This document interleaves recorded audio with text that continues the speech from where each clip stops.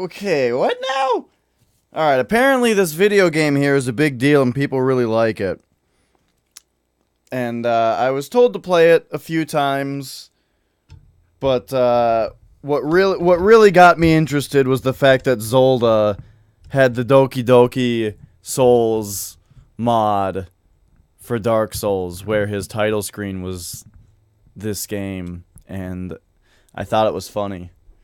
Okay, alright, so here's the thing. People told me that this game has like a thing to it where it's not what you expect. So these fucking, Steam has like spoilers all over it that I'm trying to avoid here. It was like, this game isn't suitable for everybody. Here's a bunch of tags it's been tagged with. And I'm like, what? That's just, don't tell me what's in the game, please. So I didn't read them. I saw the first one, which was psychological horror. But you know what? I'm just gonna, at this point, assume that it's a meme and that this game is 100% normal, okay? And then there's also this subversive satire explores the I'm gonna say poop, probably, here is what this word is. But, you know, it's just like, get out of my face and let me play the game if it's supposed to be something special. Anyway, I know nothing about this game except that it is a visual novel. And, I don't really like visual novels. They're not my kind of game, so we'll see what happens here. This game is not suitable for children or those who are easily disturbed. It depends on what the nature, like, what's disturbing about it, you know? Suffering from anxiety or depression may not have a safe experience playing this game. Well, geez. This game starts out on a real downer. I do suffer from depression, and there are things that easily bother me, but I guess, you know, I guess we're fine. And what, 13? Oh, man. That immediately takes away a lot of my expectations of a game filled with all these cute anime girls, but alright. Don't worry about the size of the window. I'm sure we'll have an options menu soon enough, but for now, just enjoy the album art of Savage's Hall of the Mountain King. Okay, here we go. Settings. You can be full screen if you'd like. Okay. Whatever. Okay, auto... What? Alright, we'll figure out if we need to adjust those things. I like how little options there are, though. That's neat. New game. A name. Dash.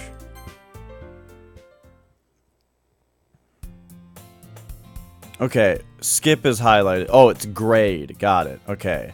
Oh, there's no... Okay. I wasn't sure. Oh, there's this... You can just... Oh, look at that. Well, that's neat. Okay, I like that. Hey. I see an annoying girl running toward me from the distance, waving her arms in the air like she's totally oblivious to any attention she might draw to herself. That girl is Sayori, my neighbor and good friend since we were children. You know, the kind of friend you'd never see yourself making today, but it just kind of works out because you've known each other for so long. We used to walk to school together on days like this, but starting around high school we would oversleep more and more frequently, and I would get tired of waiting up. But if she's going to chase after me like this, I almost feel better off running away. However, I just sigh and idle in front of the crosswalk and let Sayori catch up to me. I overslept again, but I caught you this time. Maybe, but only because I decided to stop and wait for you. You say that like you were thinking about ignoring me. That's mean, Dash. Well, if people stare at you for acting weird, then I don't want them to think that we're a couple or something. Fine, fine. But you did wait for me after all. I guess you don't have it in you to be mean to me even if you want to. Whatever you say, Sayori. Oh. I've got this one.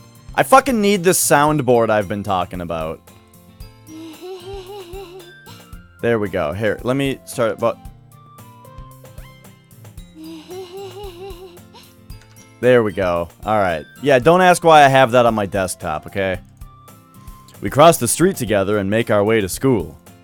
As we draw near, the streets become increasingly speckled with other students making their daily commute.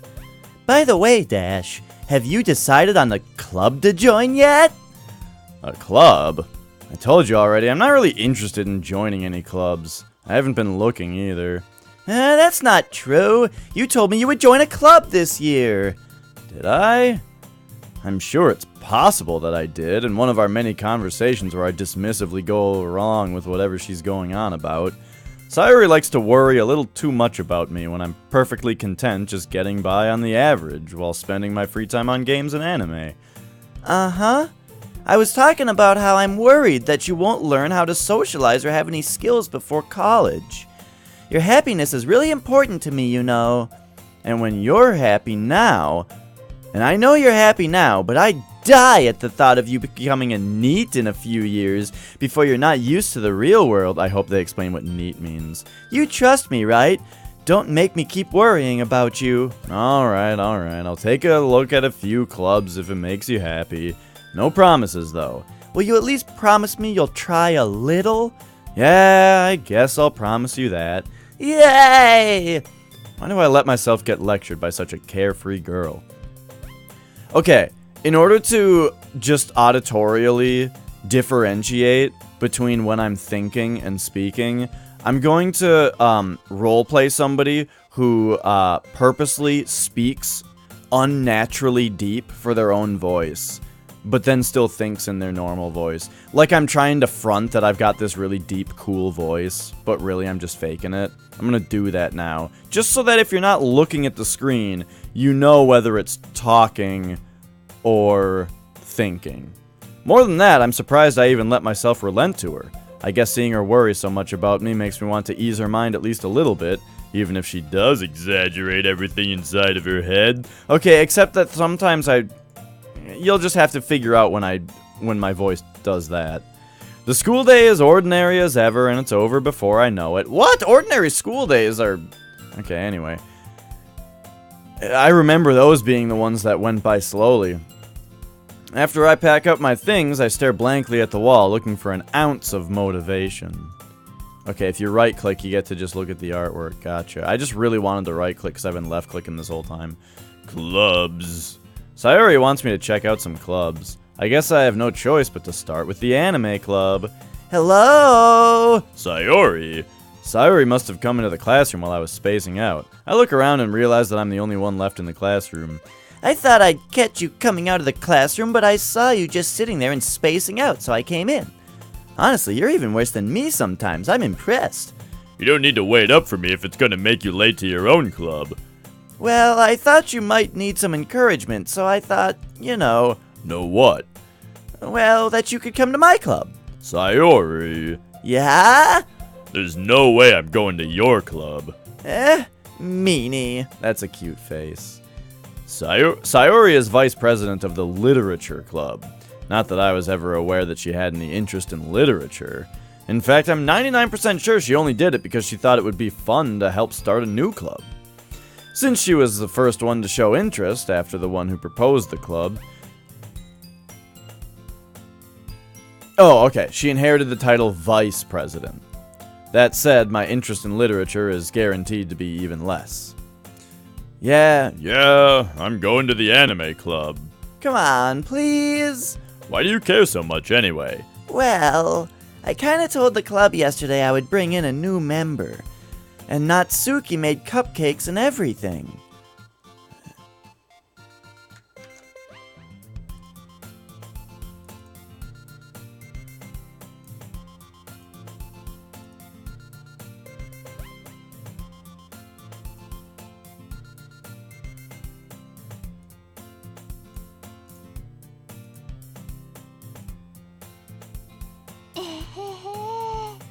Wait, this is all 30 seconds?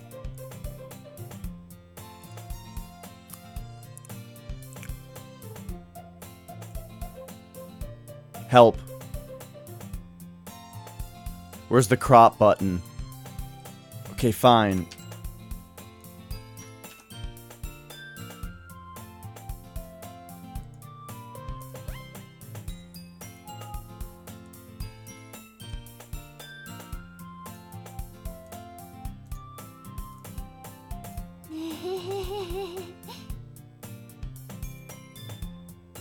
There we go.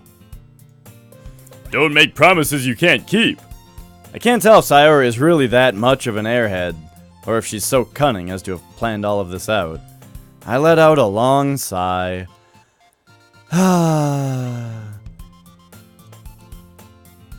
Fine. I'll stop by for a cupcake, okay? A hotkey? I wonder,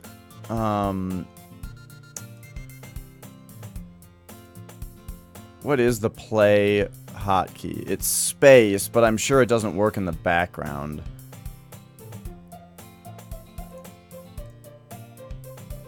I don't have a play button on this keyboard. I could just put it on my other computer. I have a feeling I'm gonna need this. Let's do some shenanigans here.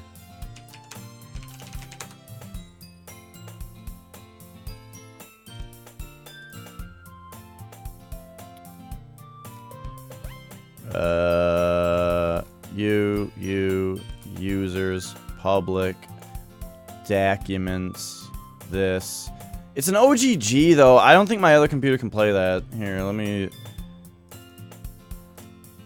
Now I'm just having fun with this. Yep. Yep. Yep. Yep. Just make sure it's there. Okay, let's export it as a wave. Wave should be fine, right? Fuck. Let's just be really, really safe and do an MP3.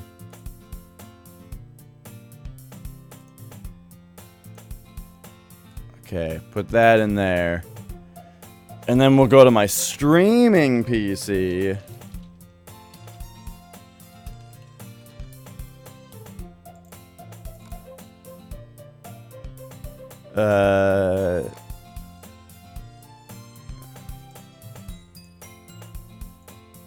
There it is.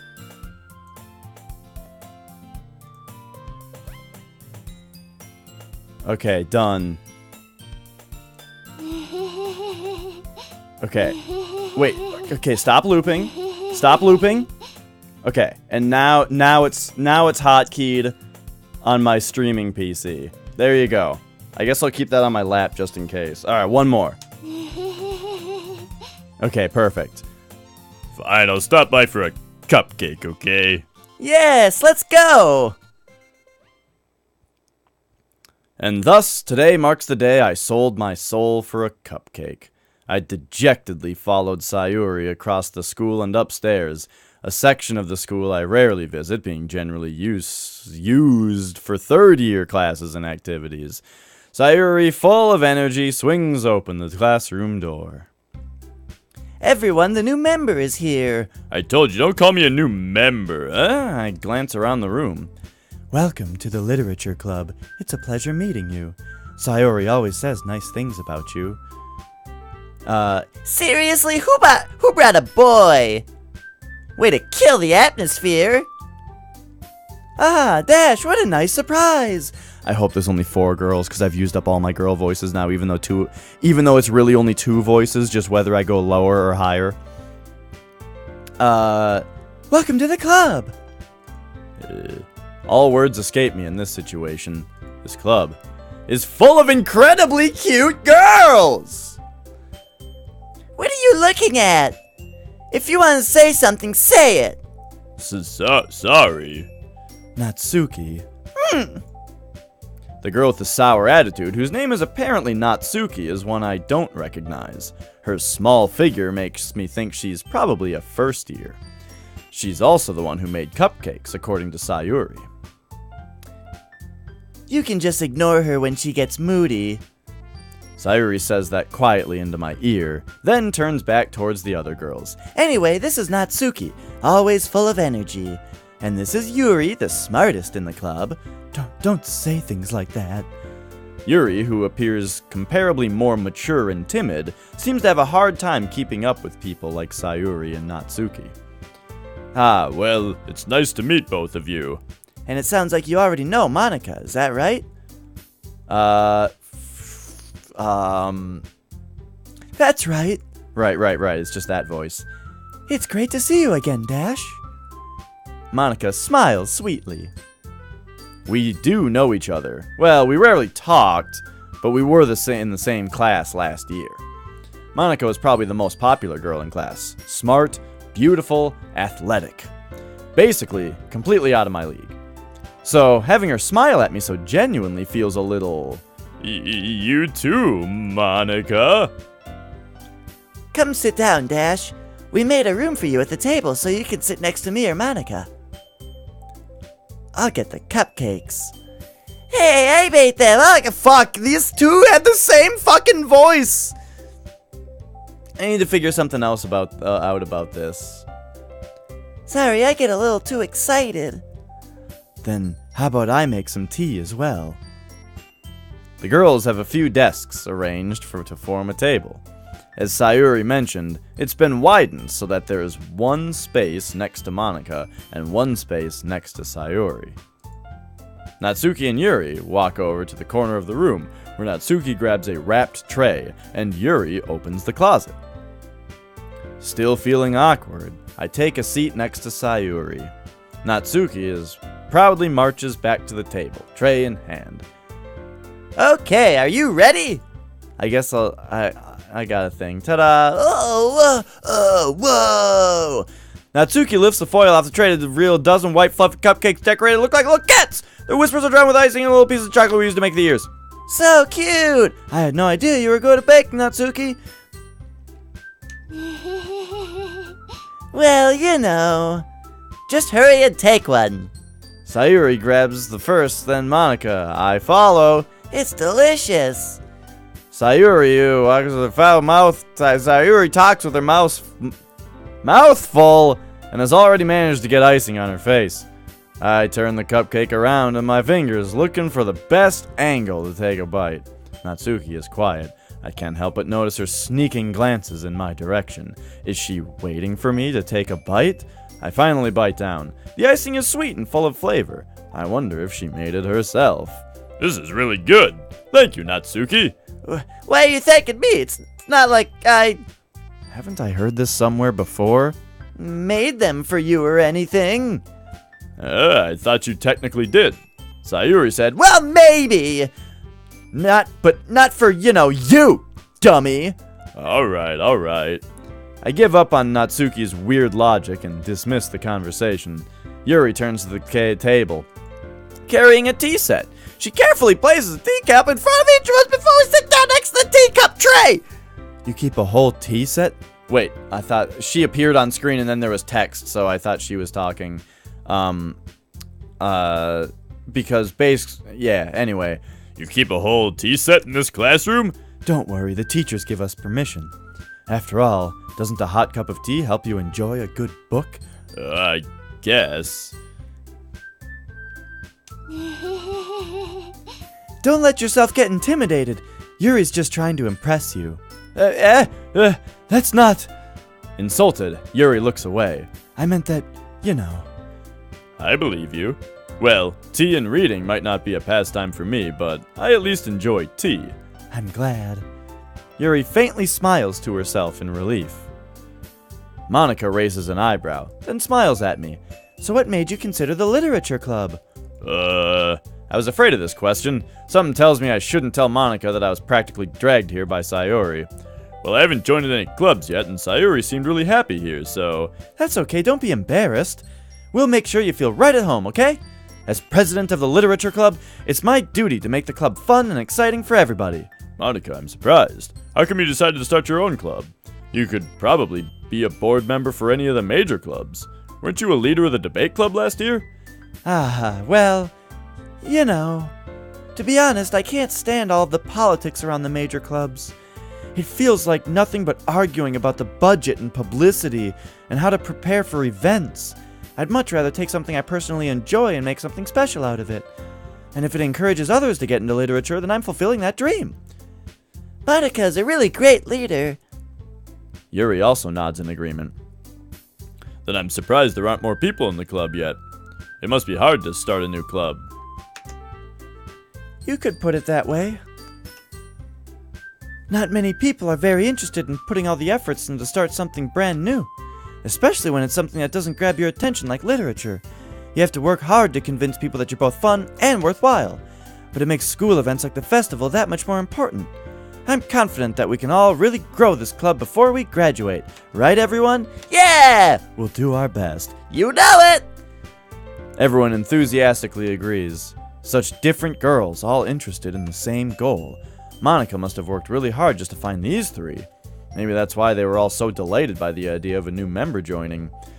Though I still don't really know if I can keep up with their level of enthusiasm about literature.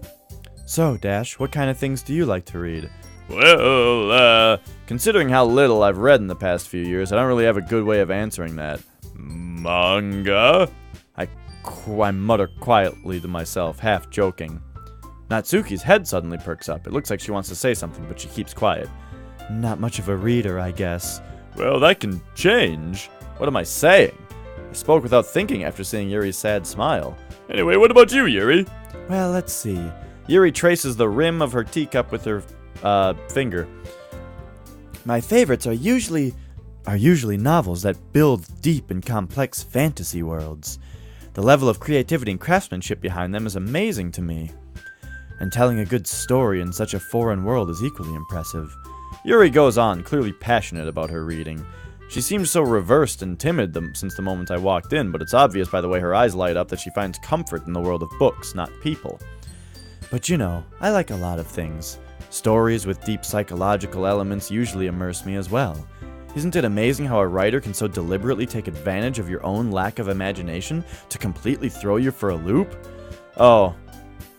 Okay, so from what I've heard about this game, I think Yuri's getting a little meta here. Anyway, I've been reading a lot of horror lately. Oh, I read a horror book once. I desperately grasp something I can relate to at a minimal level. At this rate, Yuri might as well be having a conversation with a rock. Really? I wouldn't have expected that, Yuri. For someone as gentle as you. I guess you could say that. But if a story makes me think or takes me to another world, then I can't put it down. Okay, I don't like the fact that the characters just grow larger when they're the one talking. Because, like, I get it, it's visually... It visually gets the point across when it happens.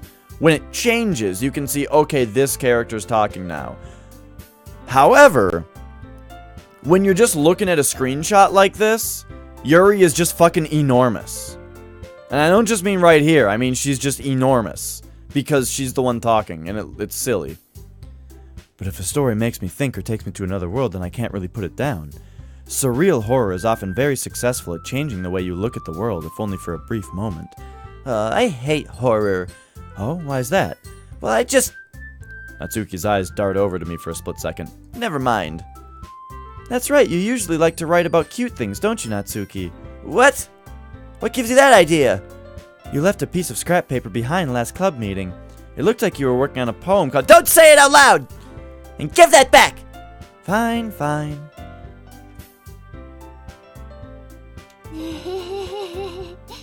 Your cupcakes and your poems. Everything you do is just as cute as you are. Sayuri slides up behind Natsuki and puts her hands on her shoulders. I'm not cute! Natsuki, you write your own poems? Well, I guess sometimes. Why do you care? I think that's impressive. Why don't you share them sometime? No! Natsuki averts her eyes. You wouldn't like them. Not very confident writer yet. I understand how Natsuki feels. Sharing that level of writing takes more than just confidence. The truest form of writing is writing to oneself. You must be willing to open up to your readers, exposing your vulnerabilities and showing even the deepest reaches of your heart. You have writing experience too, Yuri? Maybe if you share some of your work, you can set an example and help Natsuki feel comfortable enough to share hers. I guess it's the same for Yuri. Okay, Sayuri needs a different voice, kind of. I wanted to read everyone's poems. I can't do 4 different voices. It's impossible. We all sit in silence for a moment. Okay, I have an idea, everyone. Natsuki and Yuri look quizzically at Monica. Let's all go home and write a poem of our own. A poem of our own. Then, next time we meet, we all share them with each other. That way, everyone is even. Yeah, let's do it! Plus, now that we have a new member, I think it'll help us get a little more comfortable with each other and strengthen the bond of the club. Isn't that right, Dash? Monica smiles warmly at me once again. Hold on, there's still one problem. What's that? Now we're back to the original topic of me joining the club. I bluntly came forth with what's been on my mind the entire time. I never said I would join this club. Sayuri may have convinced me to stop by, but I never made any decision. I still have other clubs to look at, and, I lose my train of thought. All 4 girls stare back at me with dejected eyes. But, I'm sorry, I thought, yeah, you all... I'm defenseless against these girls. How am I supposed to make a clear-headed decision when it's like this? That is, if writing poems is the price I need to pay in order to spend every day with these beautiful girls. Right. Okay, I've decided then. I'll join the literature club. One by one, the girls light up. Yeah, I'm so happy! Sayuri wraps her arms around me, jumping up and down. Hey! You really did scare me for a moment. If you really just came for the cupcakes, I would be super pissed. Then that makes it official. Welcome to the literature club. Thanks, I guess. Okay, everyone. I think with that, we can officially end today's meeting on a good note. Everyone remember tonight's assignment. Write a poem to bring to the next meeting so we can all share. Monica looks over at me once more. Dash, I look forward to seeing how you express yourself. Yeah. Can I really impress the class star Monica with my mediocre writing skills? I already feel the anxiety welling up in me. Meanwhile, the girls continue to chit-chat as Yuri and Natsuki clean up their food. Hey, Dash, since we're already here, do you want to take the walk home together? That's right, Sayuri and I never walk home together anymore because she always stayed after school for clubs. Sure, might as well. Yay! With that, the 2 of us depart the club room and make our way home. The whole way, my mind wanders back and forth between the 4 girls. Sayuri, Natsuki, Yuri, and of course, Monica. Will I really be happy spending every day after school in a literature club? Perhaps I'll have the chance to grow closer to one of these girls. Alright, I'll just need to make the most of my circumstances, and I'm sure good fortune will find me. And I guess that starts with writing a poem tonight. Okay, it's time to write a poem. Alright. Pick words you think your favorite club member will like. Something good might happen with whoever likes your poem the most. Alright. Alright, we got an idea. There's a girl missing here, I'm noticing, but, you know, we'll see. Ah! Oh, okay, I right-clicked, and okay, it's fine. Inventory. Analysis. After image. Who am I going for? Why don't you try and figure it out as I pick?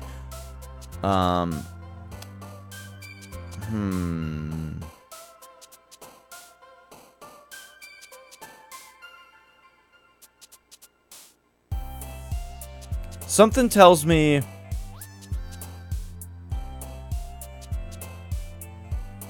hurt is what I'm going for. But after image might also be a thing. Daydream. Infinite. I don't want to go so in the deep end by just jumping into hurt.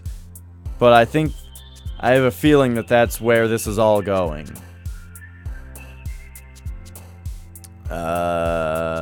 Fuck it. Boop. Okay. What? She jumped up and down when I clicked that. Alright. Anyway. Let's go with, Whisper. Okay. Alright, I'm 0 for 2. Grief. Okay, she loves the negative. So we gotta get away from that for a minute. How about Rain Cloud? Okay, she loves everything evil, so I didn't expect that. How about...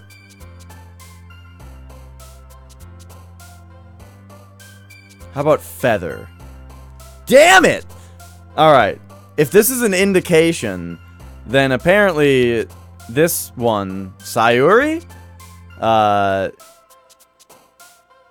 We're getting all that. How about unending? There we go! Alright, unending. Papa?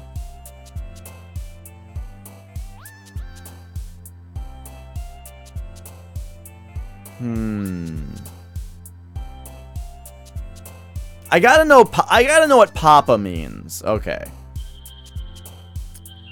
Eternity. Yes. That seemed correct. Aura. Oh, we're doing it. Extraordinary. Ambient. Fantasy. What?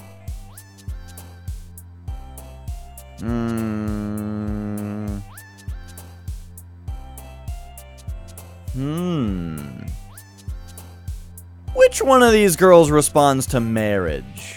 Okay. Interesting. Journey. Landscape. Passion.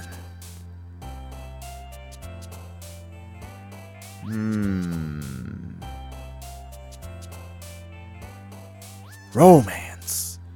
God damn it, Sayuri. She just likes everything. Existence. Universe.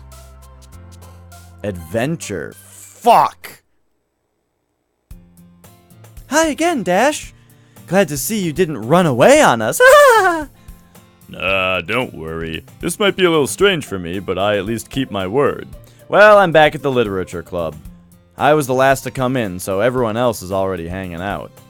Thanks for keeping your promise, Dash. I hope this isn't too overwhelming of a commitment for you, making you dive headfirst into literature when you're not accustomed to it. Oh, come on, like he deserves any slack. Sayuri told me he didn't even want to join any clubs this year. And last year, too. I don't know if you plan to just come and hang out or what. But if you don't take us seriously, then you won't see the end of it.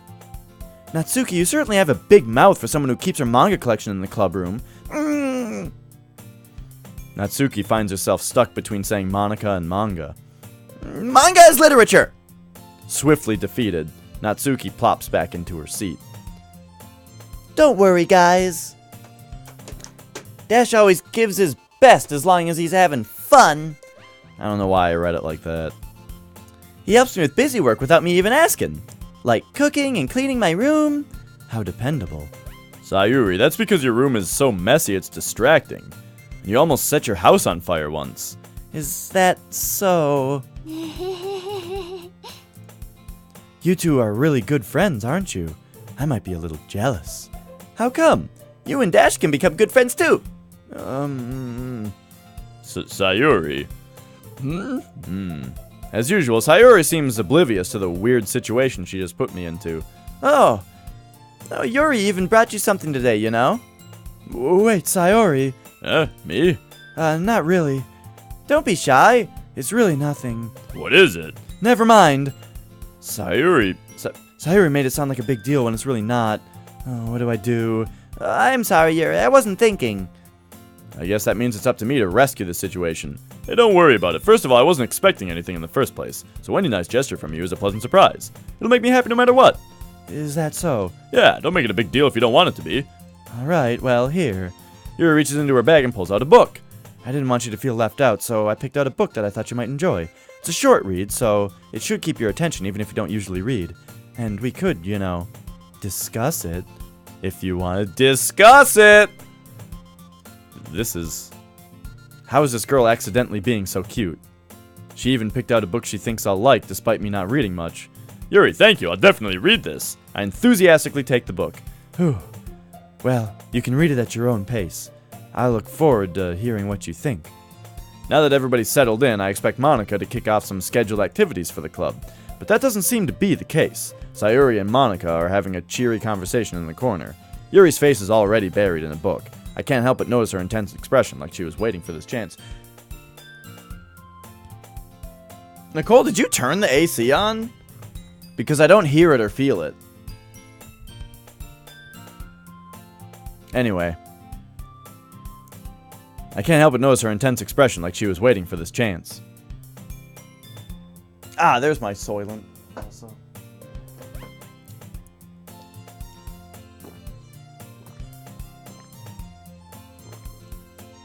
Oh, there it goes. Thank you. Meanwhile, Natsuki is rummaging around in the closet. Man, looks like no one wants to be bothered today. I slumped down into the nearest desk. How am I supposed to occupy myself with something literature related by myself like this? I guess I could always read some of that book Yuri gave me, but I'm feeling a little too tired to read. I could probably fall asleep right now. I close my eyes and end up listening in on Sayori's conversation with Monica. We're probably gonna see some really lame. We're probably gonna seem really... Somehow I read the word seem as see something. Anyway. We're probably gonna seem... I almost did it again. We're probably gonna seem really lame compared to all the other clubs, though.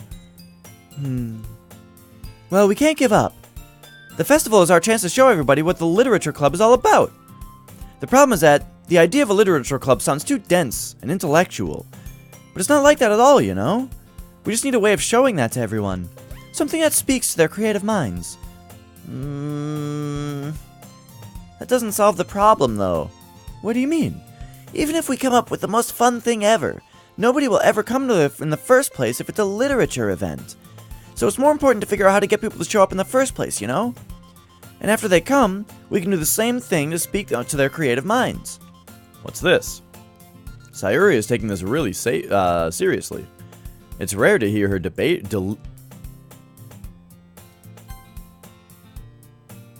deliberating like this. That's a good point. In that case, do you think food will do the trick? What kind? Well, I guess we could... Cupcakes! Ah, good thinking. Natsuki would love to do that. Ah, you're right. Natsuki makes the best cupcakes. That works out perfectly. I'm just gonna give her slightly anime raspy voice. Now I understand why it's in every anime. Because at some point, you run out of anime, or you run out of voices. It's not like I can just give one of these like George Takei, you know. They're cute girls. That wasn't why you suggested it? Cupcakes speak to my creative tummy. Cupcakes it is, then. I'm hungry. Anyway, we still need to work out the details of the event itself. Hey there, Tortla boy. Tortla boy? I find myself smiling. In the end, Sayori is still her usual self. But therein lies the unexpected reason I admire her. Unlike me, who has trouble finding any motivation at all, Sayori can put her mind to things and make them come to life. I suppose that's why I end up letting her get on my case about things. I can't help but wonder what it would be like to see the world through her eyes. Whoa! Oh, okay, that's the point. I opened up my eyes to find Sayori's face filling my vision. I nearly fall out of my chair. Sorry. Wait, actually, I'm not sorry at all. It's your fault for sleeping like that. This isn't the napping club. Does our school have a napping club? Oh, hang on. Hang on a second.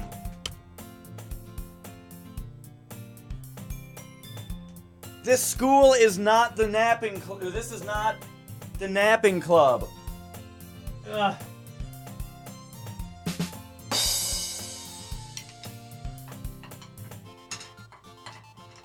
Okay. I don't have a soundbite for that one. I had to get up. I'm pursuing the Cinnabon Sayori. Not intentionally. I think I accidentally really spoke to her with my poem about depression and hatred and hurt. But I mean, she wouldn't be my first choice. That said, this is a blind playthrough, so anything that I can do to steer the narrative in my own desired direction is up to me to figure out. You're staying up late, aren't you? You're staying up late again, aren't you? Now that you're in a club, you're gonna have less time for anime, you know? How blind? I've never seen this game before at all. The only things that I've had spoiled about this game for me was Steam telling me, "Hey, this game isn't for all ages, you know. Be warned that, oh, wait, actually, never mind. It wasn't even Steam. It was the fact that the game, at the beginning of it, was like, hey, don't play this game if you suffer from depression. So I'm like, oh, okay. Then that's what I know about the game. So yeah, other than that, I've never seen this game before. Anyway. Now that you're in a club, you're gonna have less time for anime, you know. You'll need to get used to it. Don't say that so loud. I glance over my shoulder to see if Monica overheard. It's true, though. Yeah, I know. You're always looking out for me, Sayori. I'm so glad that I took the time to make that a hotkey. It's what I do best. That's the problem. What about you? You look out for me better than you look out for yourself. You're still oversleeping every day, aren't you? Not every day. That's not very convincing. How many days this past week have you gotten up on time? It's a secret. I knew it. Come on. At least give me the benefit of the doubt. I can't even do that. Look, Sayori, it's written all over you. Sayori glances around at herself. How is it written all over me? I know her voice changes every 5 minutes. I'm trying to nail it down, okay? You were clearly in a rush this morning. Look, your hair is sticking out all around here. I run my fingertips down the side of Sayori's hair, trying to straighten it out. Man, you really need a brush for this. My hair is just hard to get right. I won't fall for that. There's more than just your hair. Look, your bow isn't straight either. And there's a toothpaste stain on your collar right there. I try to wipe... I thought that was her talking. I try to wipe the stain off with my finger. But nobody would ever notice that. Of course they would. Nobody's gonna tell you about it because they don't want to embarrass you. Fortunately, I don't really care about that. Hey, you meanie. And you don't even keep up your blazer buttoned up. Seriously, Sayori. Why do you think you don't have a boyfriend yet? Whoa! We're getting like... Do we really need to fucking roast her here? Like... What's the... That's super mean. Sorry, but you'll thank me later. I start to button her blazer from the bottom. This is like... This scene is not how it's acceptable to behave. I guess they're good friends. But like, I'm like stroking her hair and like looking at her chest because of the collar thing and like buttoning up her blazer and talking about the fact that she doesn't have a boyfriend. This is, look, Video Game Dash, cool your fucking jets, alright? Once you see how much better it looks, you'll change your mind. You know what? I disagree, Video Game Dash. I think the unbuttoned blazer is looking pretty good. Looking pretty good. And this like poorly done button here, also cute. Also, what's this bow? The main character of Persona 3 has a bow like this also, and it looks stylish. I like it. I cosplayed as the main character of Persona 3, and I just like I just used a shoestring and tried to tie it like this, but you know, that was probably the worst part of the costume. Once you see it, oh yeah. Oh.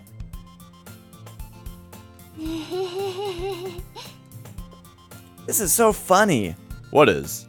Well, I was just thinking about how weird it is to have a friend who does these kinds of things.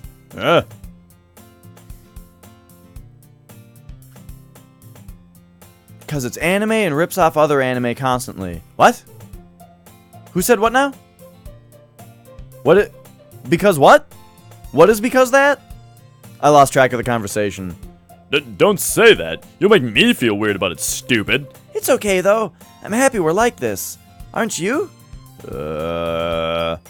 I guess. Hey, be careful. The button might come off. Why is this one so hard to close? I struggle to fully close the button near her chest. Does this thing even fit you properly? It did when I bought it. If you ever buttoned it, you would have noticed sooner that it doesn't fit you anymore. What are you smiling about? It means my boobs got bigger again. Don't say that out loud. Anyway, you look much better now, so... Why does it feel strange to see Sayori's blazer buttoned up like that? But it's so stuffy. It's not worth it at all. Sayori hastily unbuttons her blazer once more. Whew! That's so much better.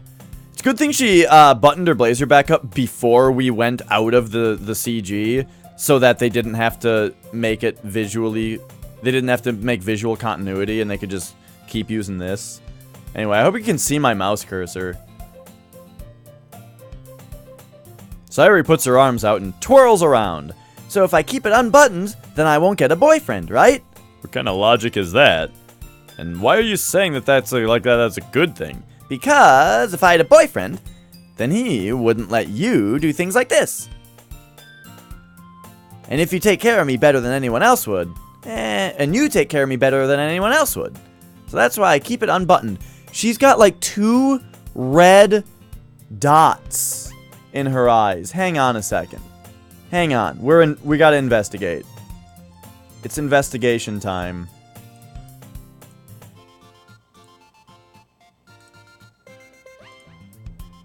What? No. Oh, OBS, please.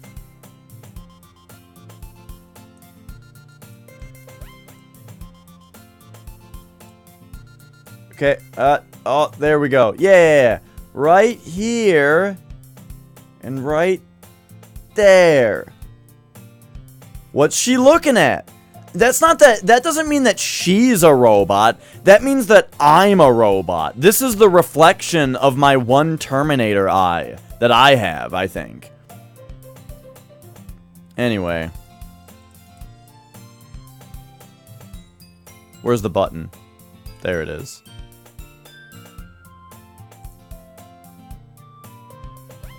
Oh, Ilias said the same thing. I wasn't looking at chat. That's funny. Ilias and I think alike.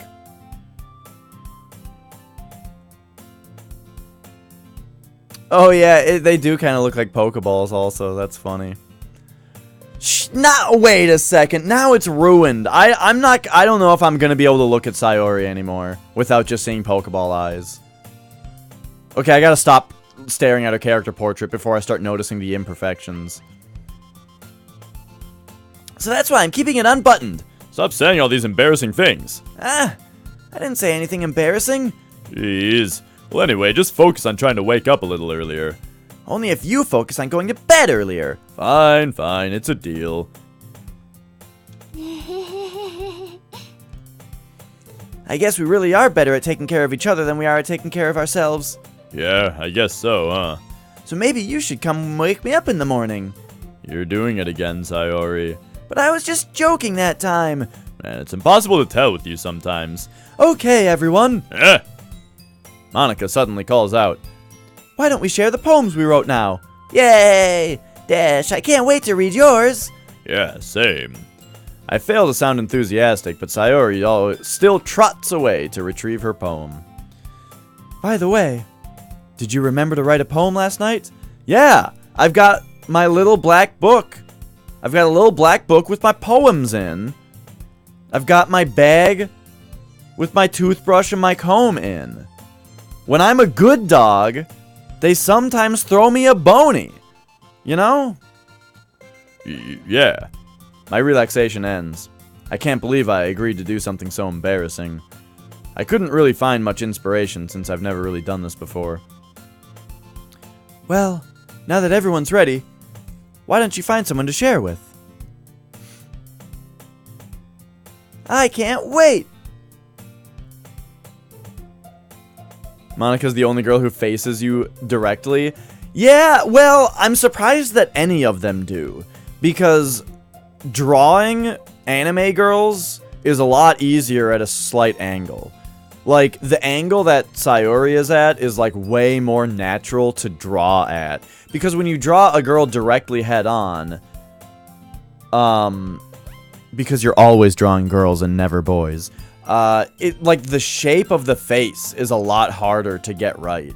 Instead of, like, coming down here where the cheekbone is, and then coming in for the chin, and then up for, like, the jawline, you've got, like, face, jawline, chin, jawline, and then also, like, the eyes have to be directly straight. You gotta put the nose right in the middle, and it's really hard. Like, this nose gets to have a point on it. It's really easy to just have a little point on the nose, right? Because it's at an angle. But directly head on, it's kind of hard to get a good nose. This nose is just a dot. So yeah, pretty much anything, like, drawing things directly head on is really difficult. I don't have a ton. Here, let me, I'm gonna show you something. I'm gonna show you something that will prove my point.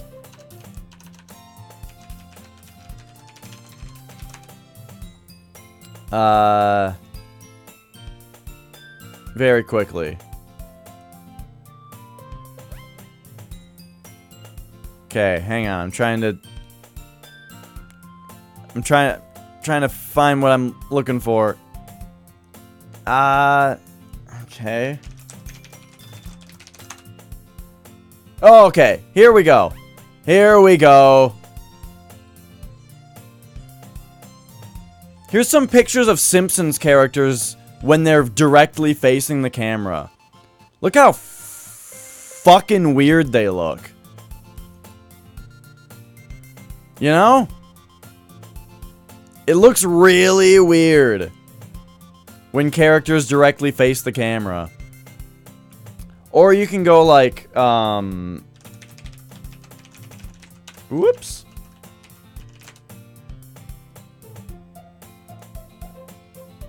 Like, here's Ramza from Final Fantasy Tactics. Oh, jeez. I don't know what I'm doing here, but I hope this website doesn't have any porn ads. That's why I kind of tried to just, like, save the... Oh, not link. Oh, God. I just want to open this up in Windows Media Viewer. Okay. Here's Ramza. Normally. But look how fucking weird he looks directly facing the camera. Anyway, it's just like, it's a big thing. Where characters look really weird. And it's very difficult to draw things facing the camera. Okay, and while I'm on this rant, real quick.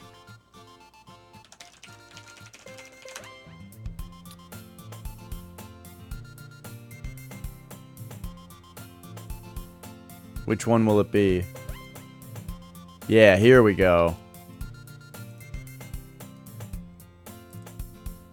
You ever play Chrono Trigger?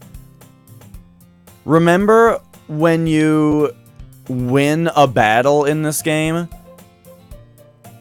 When you win a battle in this game, Chrono puts his sword away.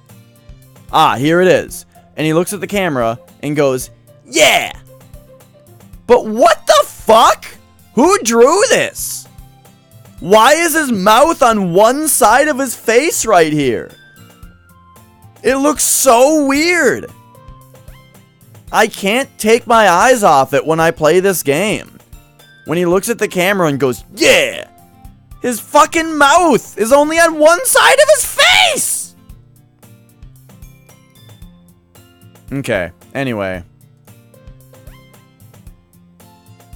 I can't wait! Sayuri and Monica enthusiastically pull out their poems. Sayuri's is on a wrinkled sheet of loose leaf torn from a spiral notebook.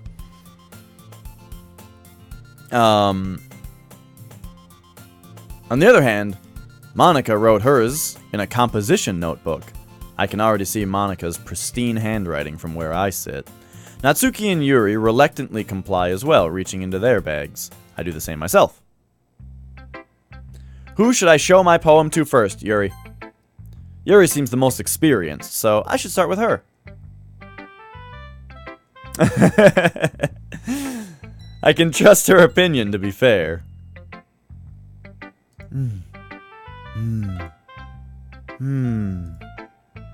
Yuri stares at the poem. A minute passes, more than enough time for her to finish reading. Oh, sorry. I forget to start speaking. It's fine, don't force yourself. I'm not... I just need to put my thoughts into words. That's bad. That's bad. Hold on. Okay. This is your first time writing a poem, right? Yeah? Why do you ask? I'm just making sure. Oh, thank God. I guessed that it might be after reading through it. Ah, so it's that bad. No!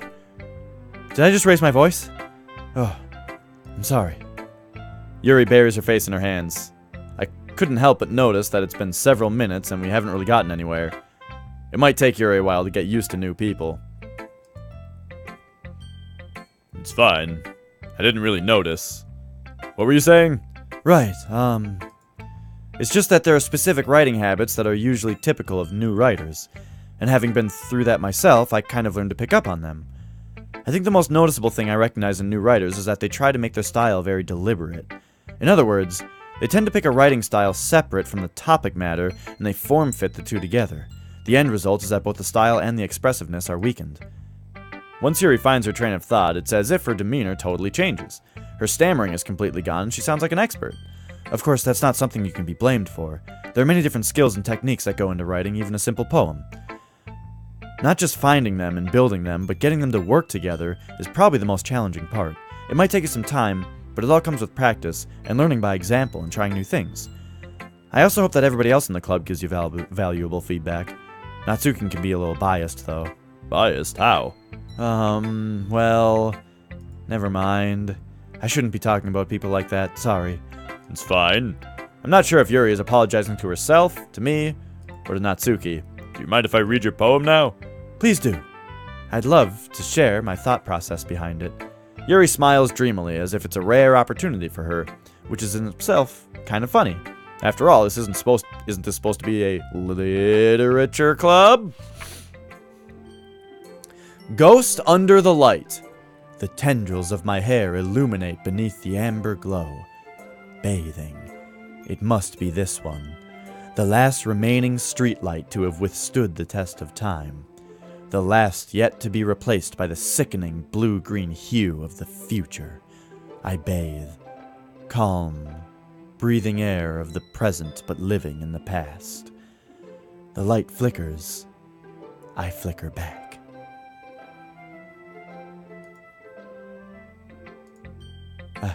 I'm sorry, I have such terrible handwriting. What? I wasn't thinking that at all. But it took you a long time to read. Well, I just don't read script very often. I actually think your handwriting is pretty. Huh? That's a relief. I also liked the poem. Even though it's short, it was really descriptive. It wasn't too short? I usually write longer poems. Not at all. I'm glad you really like it. I'll be honest. Since it's our first time sharing, I wanted to write something a little more mild. Something easy to digest, I suppose. Are you into ghosts, Yuri? Oh, actually, the story isn't about ghosts at all, idiot.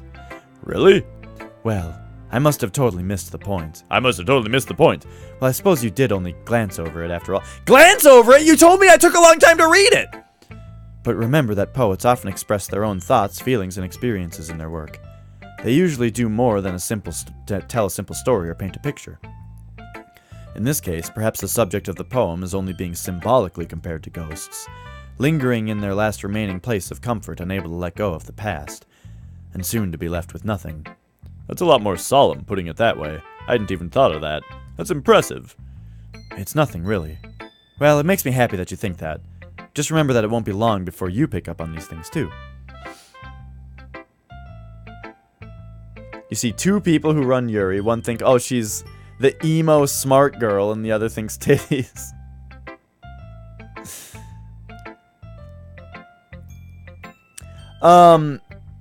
Well, that's a thing, Tortla boy, that I immediately thought was that Yuri is the person that they want me to go with.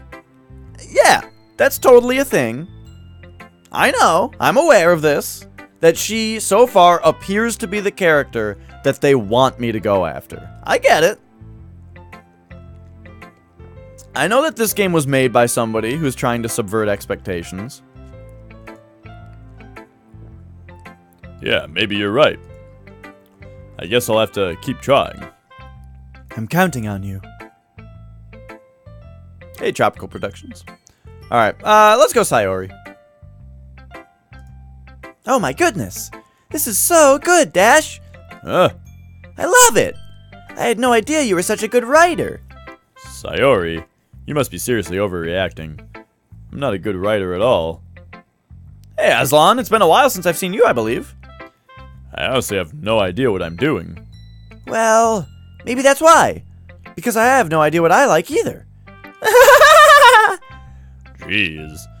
Yuri's opinion was way more constructive than this. Maybe even Natsuki's. I haven't gotten Natsuki's opinion yet, but okay. Are you sure you don't like it just because I wrote it? Well, I'm sure that's part of it. I think I understand you better than a lot of other people, you know? So when I read your poem, it's not just a poem, it's a Dash poem. And that makes it feel extra special. Like I can feel your feelings in it. Sayori hugs the sheet against her chest. You're so weird, Sayori.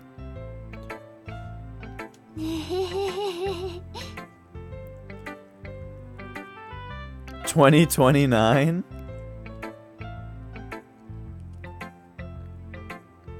Yeah, I'm waiting until 2029 as well for the new Necrophagist album. I'm really happy just that you wrote one. It reminds me of how you're really part of the club now. Not to mention the fact that I'm standing in front of you in the club room. Well, of course. I'm not really into it yet, but that doesn't mean I'll break my promise. Thanks for the follow. See? It's like I said before, Dash. Deep down, you're not selfish at all, you know? Trying new things like this is for other people. That's something that only really good people do.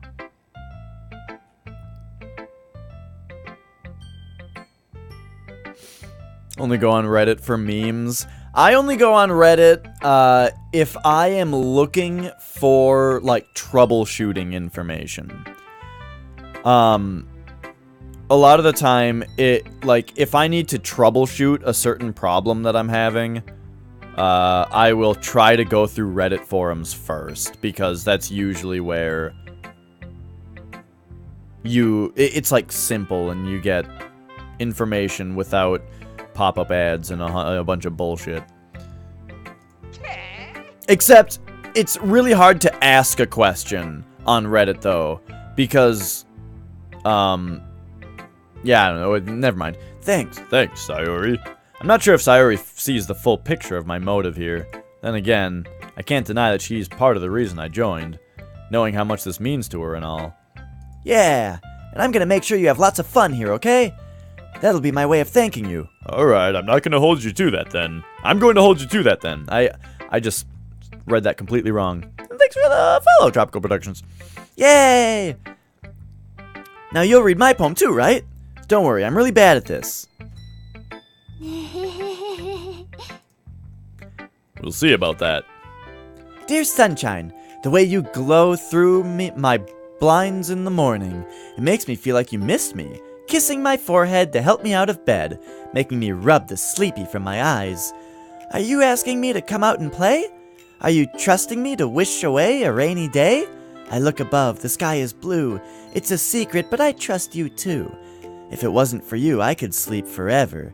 But I'm not mad. I want breakfast. Sayori, this is just a guess, but did you wait until morning to write this? No! Just a little bit. You can't answer just a little bit to a yes or no question. I forgot to do it last night. Well, at least that makes me feel a little bit better about myself. Don't be mean. I still tried my best. Yeah. Yeah. Hey, Flex. How did the Fallout go? To people who are new here, Flex Retro, that's my brother. He started a new game in Fallout 3 recently, like yesterday or the day before, and it's been great. I didn't mean to say that it was a bad poem. It came out nice, or how should I put it? It sounds just like you. Really? Yeah, especially that last line. I made eggs and toast.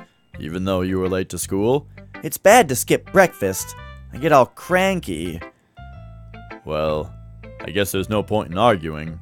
Anyone born before 1995 is fucked. I don't know what you're talking about. 2029 theory. All right, I'm not gonna worry about that. I'm playing this video game. Anyway, thanks for showing me. This was so much fun. Monica's the best. Yeah. But next time I won't forget, and I'm gonna write the best poem ever. Well, I guess I look forward to it. Let's show it to Natsuki. I'm curious about what she thinks. Well, it's about what I expected from someone like you. That's a little blunt. Well, excuse me. It's not like I said it was bad. It just didn't evoke any emotions. So basically it's not cute enough for your tastes? This main character, sometimes. Do you want to get smacked? I'll pass. Well, anyway, I guess I need to show you mine. Not that you'll like it.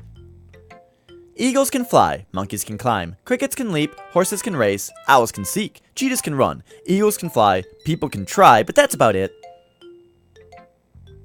Yeah. I told you that you weren't gonna like it. I like it. What? Just be honest. I am. Why are you so convinced that I wouldn't like it? Well, because everyone in high school thinks that writing has to be all sophisticated and stuff. So people don't take anything of my writing seriously. But isn't the point of poems for people to express themselves? Your writing style wouldn't make your message any less valid.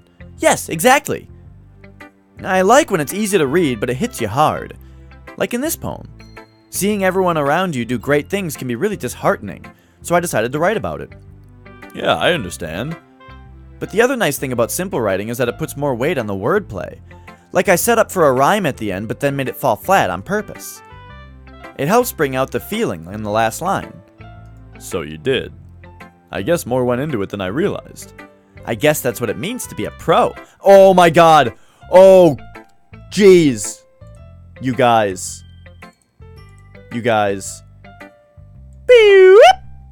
Hang on. Let's give it one more. I just need a separate scene that's really zoomed in.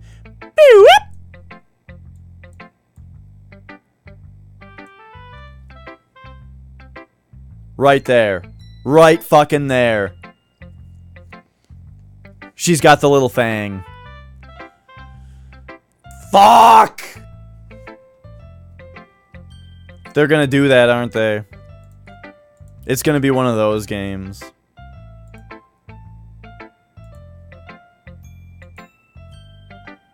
I'm glad you learned something. Didn't expect that from the youngest one here, did you? Yeah, I guess not. I decided to humor her with that last comment.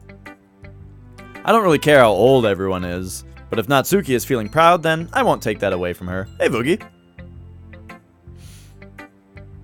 Alright, so we'll finish with Monica. Voogie, I was doing commentary for a Wings of V race, and one of the racers' names was Ziggy. And I accidentally called him Voogie at one point. I thought it was funny.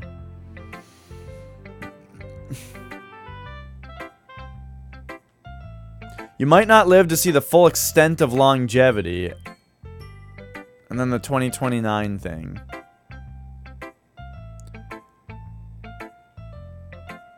What are you talking about? That there's some kind of like technology that's going to increase people's lifespans, and the theory is that it has to do something with 2029?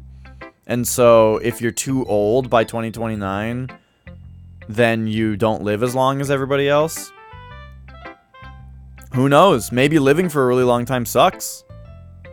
As in, like, not you personally being alive for a long time, but the implications that that has on the world. Technology is going to fuck us all up in 2029. Well, it was supposed to in 2000, so, you know. I'm not really worried about these kinds of theories. It's the kind of thing like, okay, the more people look into... Let's say somebody figured out, somebody made the discovery that in 2029, some crazy shit is going to happen with technology and everything's going to go fucked. Well, now we figured that out. And that changes the future.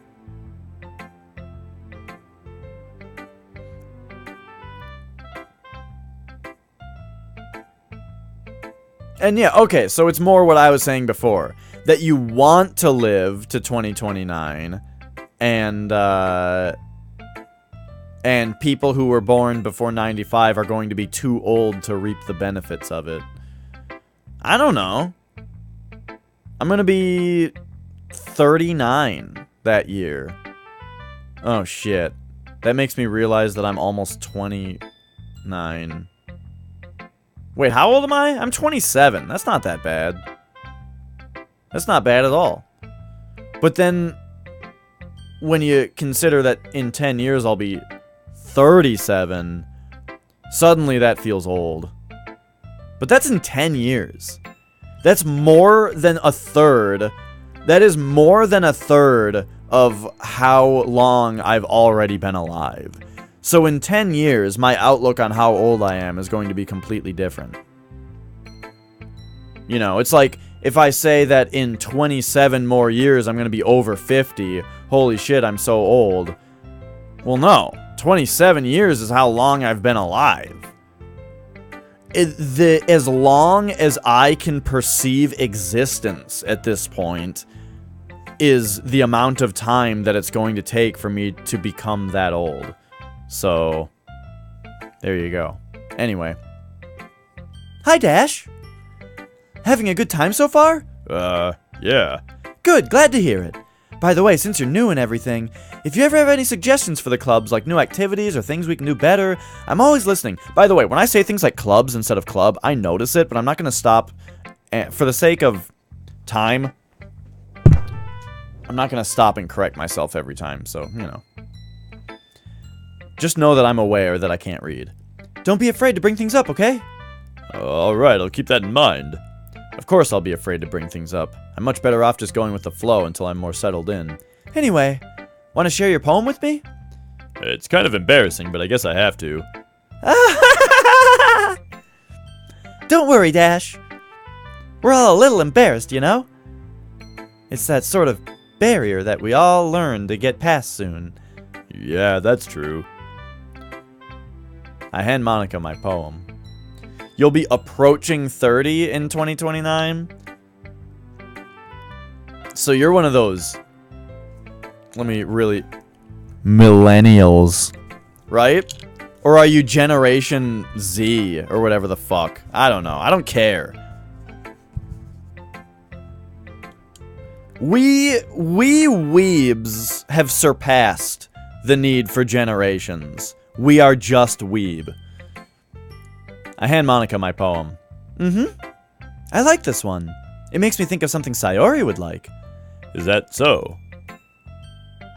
Millennials wish they'd be this young? Okay, I hear millennial, and I think that the year 2000 is when the millennium changed, so it's people who were born then, but I guess it's more people who are, like, teens in the year 2000. Wait, no, not teens. Like, young in the year 2000. I don't know. Maybe I'm a millennial. I don't fucking know. Anyway. These fucking millennials and their $8 coffees. You and Sayori are good friends, right? I wouldn't be surprised if you had those sorts of things in common. Well, we may be good friends, but Sayori and I actually are really different.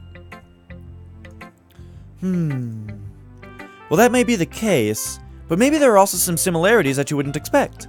The way she talks about you, it sounds like the two of you really care about each other's well-being. Even if you show it in different ways, it ends up being more similar than you'd think.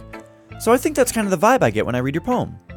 I'm not sure you're not sure you're reading into it too much? I could be. Oh gosh, I sound like Yuri. But in any case, Sayori's writing kind of has a gentle feel to it. I can tell that she likes exploring with emotions like happiness and sadness. Who knew that someone so happy would enjoy sad things too? Yeah, that's totally unexpected. Well, to each their own. Hang on, there we go.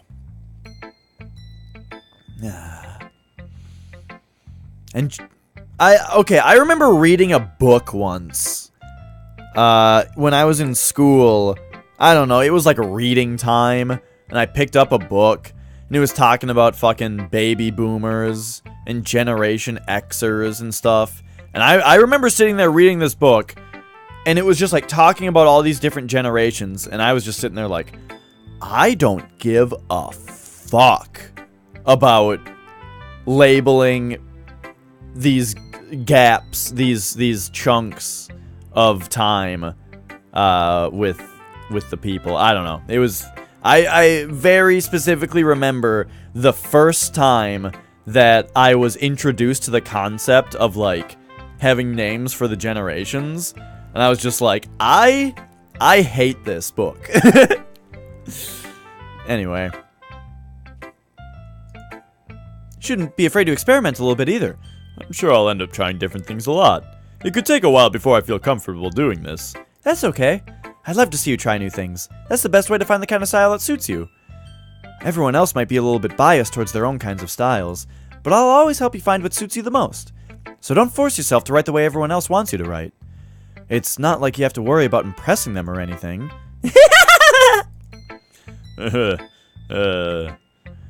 Anyway, do you want to read my poem now? Don't worry, I'm not very good. You sound pretty confident for somebody who claims to be very good. Be very good. Well, that's because I have to sound confident. That doesn't mean that I always feel that way, you know. I see. Let's read it then. Hole in wall. It couldn't have been me. See the direction the spackle protrudes? A noisy neighbor? An angry boyfriend? I'll never know. I wasn't home. I peer inside for a clue. No! I can't see. I reel. Blind like a film left out in the sun. But it's too late. My retinas. Already scorched with the permanent copy of the meaningless image. It's just a little hole. It wasn't too bright. It was too deep. Stretching for... Oh, okay. Scroll bars, they always act a little differently, you know? Stretching forever into everything. A hole of infinite choices. I realize now that I wasn't looking in, I was looking out. And he on the other side was looking in. So what do you think? It's very freeform, if that's what you call it. Sorry, I'm not really the right person to ask for feedback. It's okay. Well, yeah, that kind of style has gotten pretty popular nowadays. That is, a lot of poems have been putting emphasis on the timing between words and lines. When performed out loud, it can be really powerful. What was the inspiration behind this one? Well, I'm not sure if I know how to put it. I guess you could say that I had some kind of epiphany recently. It's been influencing my poems a lot.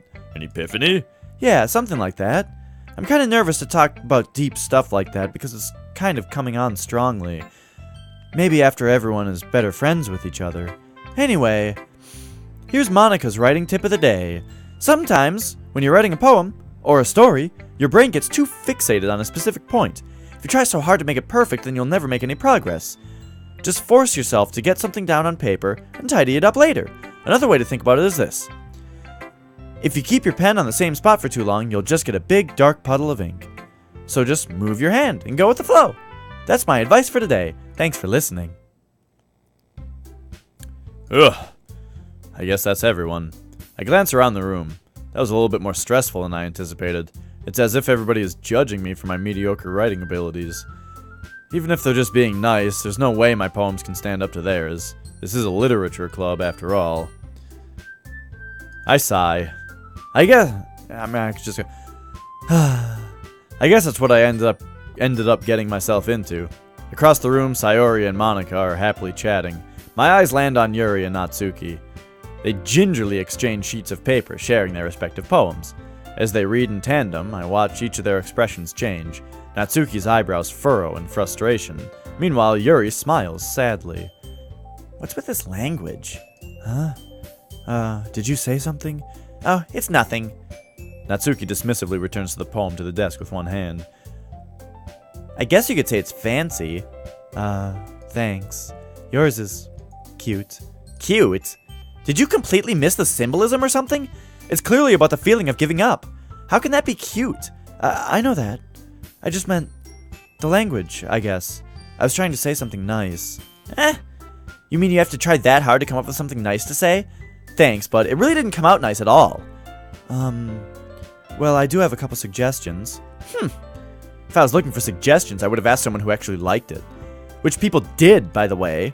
Sayori liked it. And Dash did too. So based on that, I'll gladly give you some suggestions of my own. First of all, excuse me. I appreciate the offer, but I've spent a long time establishing my writing style. I don't expect it to change anytime soon, unless of course I come across something particularly inspiring, which I haven't yet. And Dash liked my poem too, you know. He even told me he was impressed by it. Natsuki suddenly stands up. Oh? I didn't realize you were so invested in trying to impress our new member, Yuri. Huh? That's not what I... You just... Yuri stands up as well. Maybe you're just jealous that Dash appreciates my advice more than he appreciates yours. Huh? And how do you know he didn't appreciate my advice more?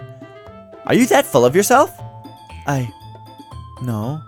If I was full of myself, I would deliberately go out of my way to make everything I do overly cutesy. Is everyone okay? Well, you know what? I wasn't the one whose boobs magically grew a size bigger as soon as Dash started showing up. Natsuki? Natsuki, that's a little... This doesn't involve you. I don't like fighting, guys. Suddenly, both girls turn towards me, as if they just noticed I was standing there. Dash, she's just trying to make me look bad. That's not true. She started it. If she could get over herself and learn to appreciate that simple writing is more effective, then this wouldn't have happened in the first place. What's the point of making all your poems all convoluted for no reason? The meaning should jump out at the reader, not force them to have to figure it out. Help me explain that to her, Dash. Wait, there's a reason we have so many deep and expressive words in our language. It's the only way to convey complex feelings and meaning the most effectively. Avoiding them is not only unnecessarily limiting yourself, it's also a waste.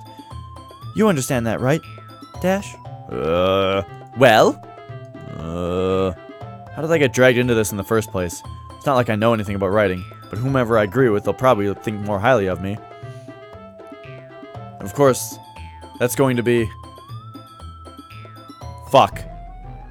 I don't like the idea that I need to put one of these girls down. Alright. Here's how I feel about this, right? Here's how I feel about this. Truly. Wait, let me think about it for a second. Okay. I liked Natsuki's poem more. Alright? Let's put that out there. I liked Natsuki's poem more. But I want Yuri to like me more. Which puts me in a bad spot here. Because it's either make Yuri sad or lie. So I'm kind of coming for help me, Sayori. Is that's making me lean toward. I need to get out of this. Natsuki. Wait. Hang on a second. Natsuki glares at me, drawing up any words I had in my mouth. So instead I turn to Yuri. Yuri. But Yuri's expression is so defenseless that I can't bring myself to say anything to her. Sayori! Yeah. Everyone's fighting is making Sayori uncomfortable. How can the two of you keep fighting when you know you're making your friend feel like this? Dash. Well, that's her problem. This isn't about her. I agree. It's unfair for others to interject their own feelings into our conflict.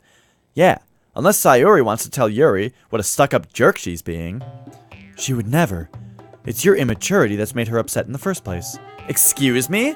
Are you listening to yourself? This is exactly why nobody likes— Stop! Natsuki, Yuri, you guys are my friends. I just want everyone to get along and be happy. My friends are wonderful people, and I love them because of their differences. Natsuki's poems, they're amazing because they give you so many feelings with just a few words. And Yuri's poems are amazing because they paint beautiful pictures in your head. Everyone's so talented. So why are we fighting? Because, well, also, Natsuki's cute, and there's nothing wrong with that. And Yuri's boobs are the same as they always were. Big and beautiful.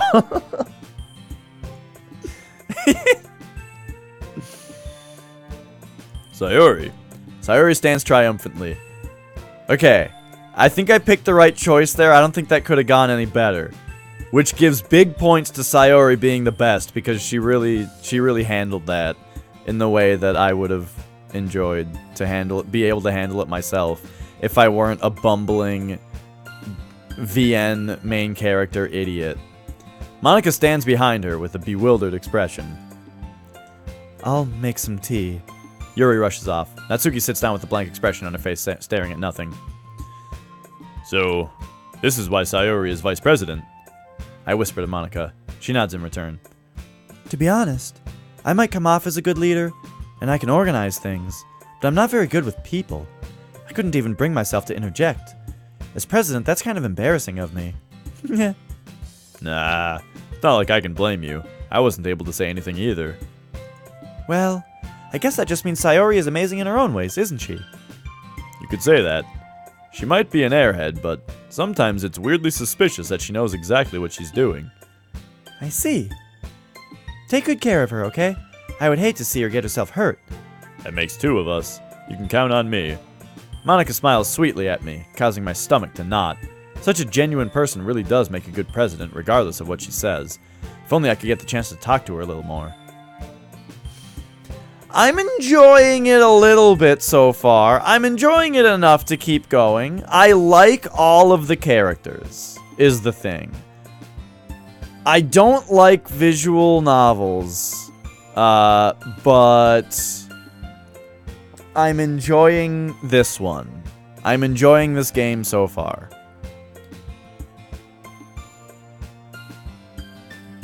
But, yeah. I don't really have anything bad to say about it. I like it so far. Okay, everyone. It's just about time for us to leave. How did you all feel about sharing poems? I gotta say, that argument made me a little uncomfortable when it made me choose something that would have made one of the girls sad. That made me not happy. So I'm glad Sayori was there to make it better. It was a lot of fun. Or wait, that voice, yeah. Well, I'd say it was worth it. It was alright. Well, mostly. Dash, how about you? Yeah, I'd say the same. It was a neat thing to talk about with everyone. Awesome. Well, in that case, we'll do the same thing tomorrow, and maybe you learn something from your friends, too. So your poems will turn out even better. I think to myself, I did learn a little bit about the kinds of poems everyone likes. With any luck, that means I can at least do a better job impressing those I want to impress. I nod to myself with newfound determination. Dash, ready to walk home? Sure, let's go.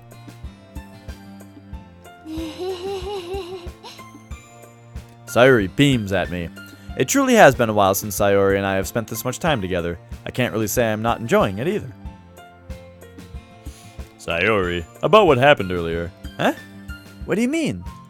I still can't nail down a voice for Sayori, though. You know, between Yuri and Natsuki. Does that kind of thing happen often? No. That's really the first time I've seen them fight like that. I promise they're both wonderful people. You don't hate them, do you? No, I don't hate them. I just wanted your opinion, that's all. I can see why they'd make good friends with you.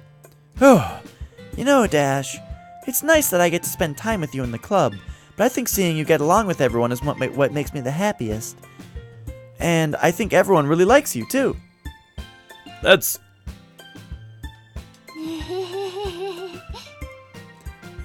Every day is gonna be so much fun.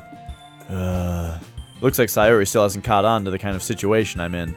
Sure, being friends with everyone is nice, but does it really need to stop there? What?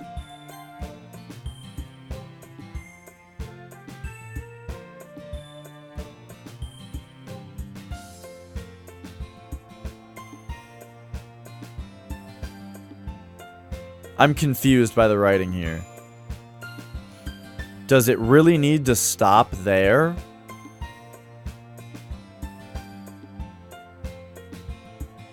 Are these two different thoughts?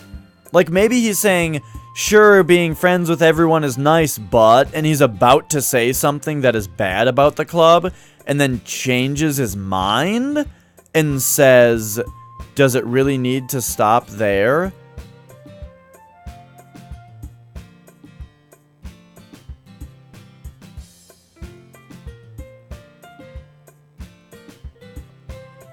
Stop at being just friends? Okay, I didn't really get that out of it. Alright, that was confusing. Anyway. We'll just have to see what the future holds, Sayori. I pat Sayori on the shoulder. I said that more to myself than to her, but it's easy to use Sayori as an intentional monologue sometimes. Okay. Yeah, let's do this.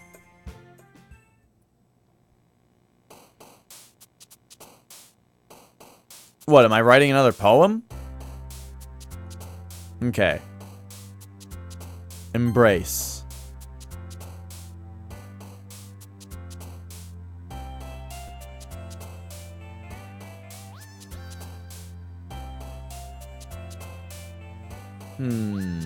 Philosophy.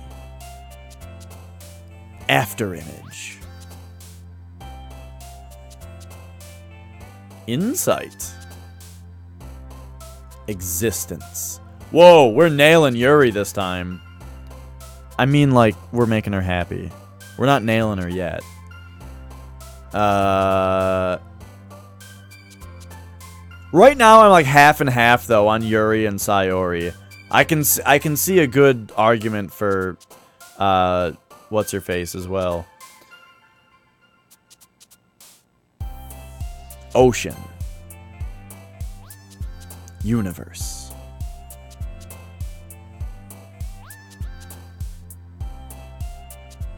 Cage.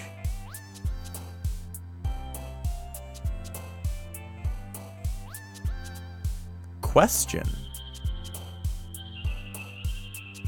Memories.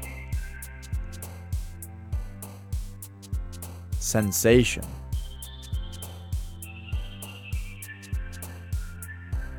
Yuri was my... When I just looked at all the characters and what they looked like, I said that one. You know? But as far as what's been going, though, Sayori is getting a lot of points.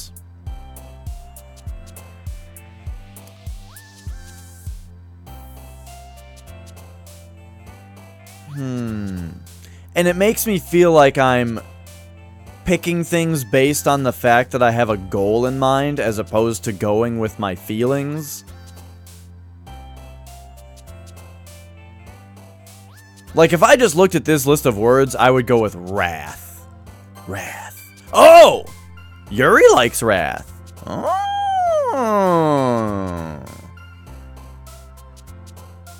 Death. But yeah, at first, like, I was just, like, picking all the words that I liked. And it, like, Sayori liked every one of them. And I was like, what the fuck? It's not what I expected.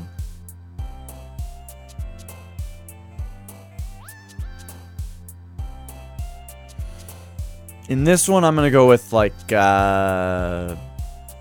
bliss.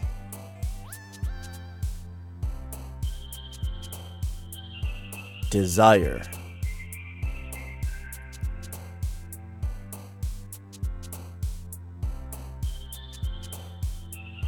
Raindrops.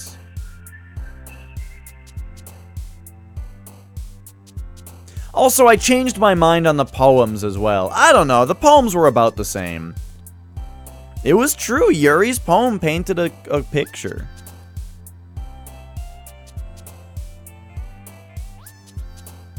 Skirt.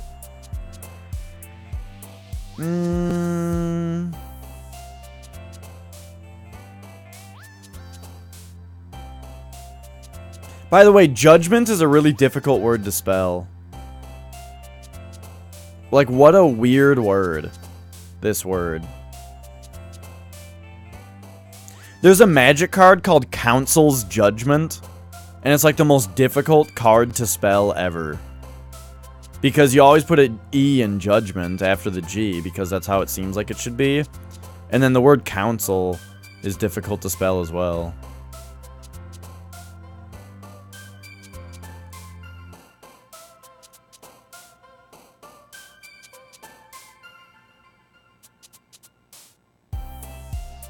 Because there's a difference between a council, like a council of people, and a council, like, I don't know how I would even describe the other one. Anyway, none of these words are jumping out to me. Except judgment. I mean, it jumped out to me because it's that. There we go.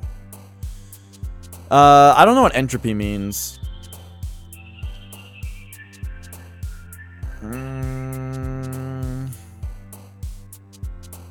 Defeat. Yeah, counsel like counseling. Exactly. That's the other council.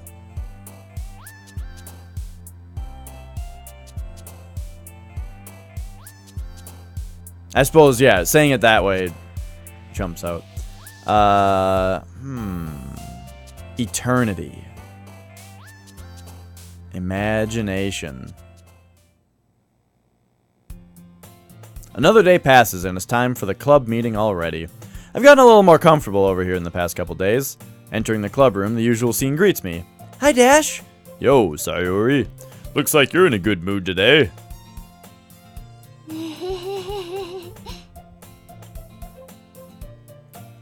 I'm still just not used to you being in the club, that's all. I see. That's a pretty simple thing to get you in a good mood. But I guess it's always the simple things with you anyway. Speaking of which, I'm kinda hungry. Will you come with me to buy a snack? No thanks. That's not like you at all. I have my reasons. Why don't we take a look at your purse, Sayori? Why that all of a sudden? No reason, really. I just wanted to look at it. Entropy outside of physics.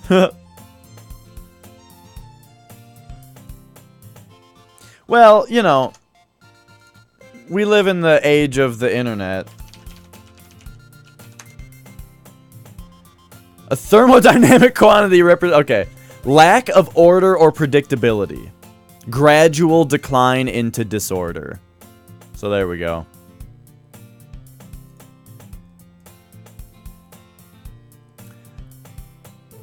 Sayori nervously retrieves her coin purse. She fumbles with the latch and gets it open. Then she turns it upside down and lets its contents spill out onto the desk. Yeah, it's a bunch of candy. Only 2 small coins fill out. Oh, I thought it was gonna be that she like already had a bunch of candy and didn't know about it. I knew it. I can see right through you, Sayori. That's not fair. How did you even know? It's simple. If you had enough money in the first place, you would have bought a snack before coming to the club room. Before coming to the club room. So either you're not hungry and wanted an excuse to take a walk, or you plan to conveniently forget that you spent all your money and so that I would lend you some. But there's one more thing. You're always hungry, and so that only leaves the one option. I give up. Don't make me feel guilty. If you feel guilty, that means you deserve to feel guilty. Yuri suddenly giggles. Huh? I didn't notice that she was listening in. Her face is in her book, as always. I wasn't listening or anything. It was just something in my book. Yuri! Tell Dash to let me borrow some money. Don't get me involved in that, Sayori. Besides, you should only buy what you can responsibly afford. And frankly, after pulling a mischievous little stunt like that, your suffering is fair enough retribution. Did I just I didn't mean that. This face is effing adorable, by the way. As I think Nicole has learned recently, I have a weakness for any faces that have the dark, the gradient when the top half is darkened. It's adorable. Anyway. I got too absorbed in my book. I really like when you speak your mind, Yuri. It doesn't happen much, but it's a fun side of you. There's no way you could think that. You were right, though. I did something bad, and now I have to accept the revolution. Retribution. That!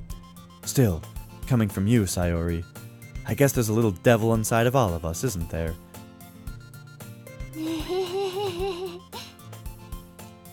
Don't let her fool you. Sayori knows exactly what she's doing.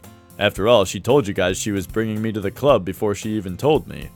But you wouldn't have come if it weren't for the cupcakes, so I had to trick Natsuki into making them. Come on, give me more credit than that, Sayori. Bwah! Yeah! Out of nowhere, something smacks Sayori in the face and tumbles onto the desk. Oh, what was... A cookie? Sure enough, it's a giant cookie wrapped in plastic. Sayori glances around. Is this a miracle? It's because I paid my restitution? Retribution. Actually, that one almost worked. I was just gonna give it to you. But then I heard you blab about the cupcakes. It was totally worth seeing your reaction, though. Natsuki! That's so nice of you. I'm so happy. Sayori hugs the cookie. Jeez, just eat it. Sayori rapidly tears open the wrapper and takes a big bite. So good. Sayori suddenly clasped her hands over her mouth. I bit my tongue. You're going through a lot over just one cookie. Natsuki takes a bite of her own cookie. Yours looks really good too, Natsuki. Can I try it? Jeez, beggars can't be choosers. But yours is chocolate. Yeah, why do you think I gave you that one? Fine. I'm still really happy that you shared this one with me.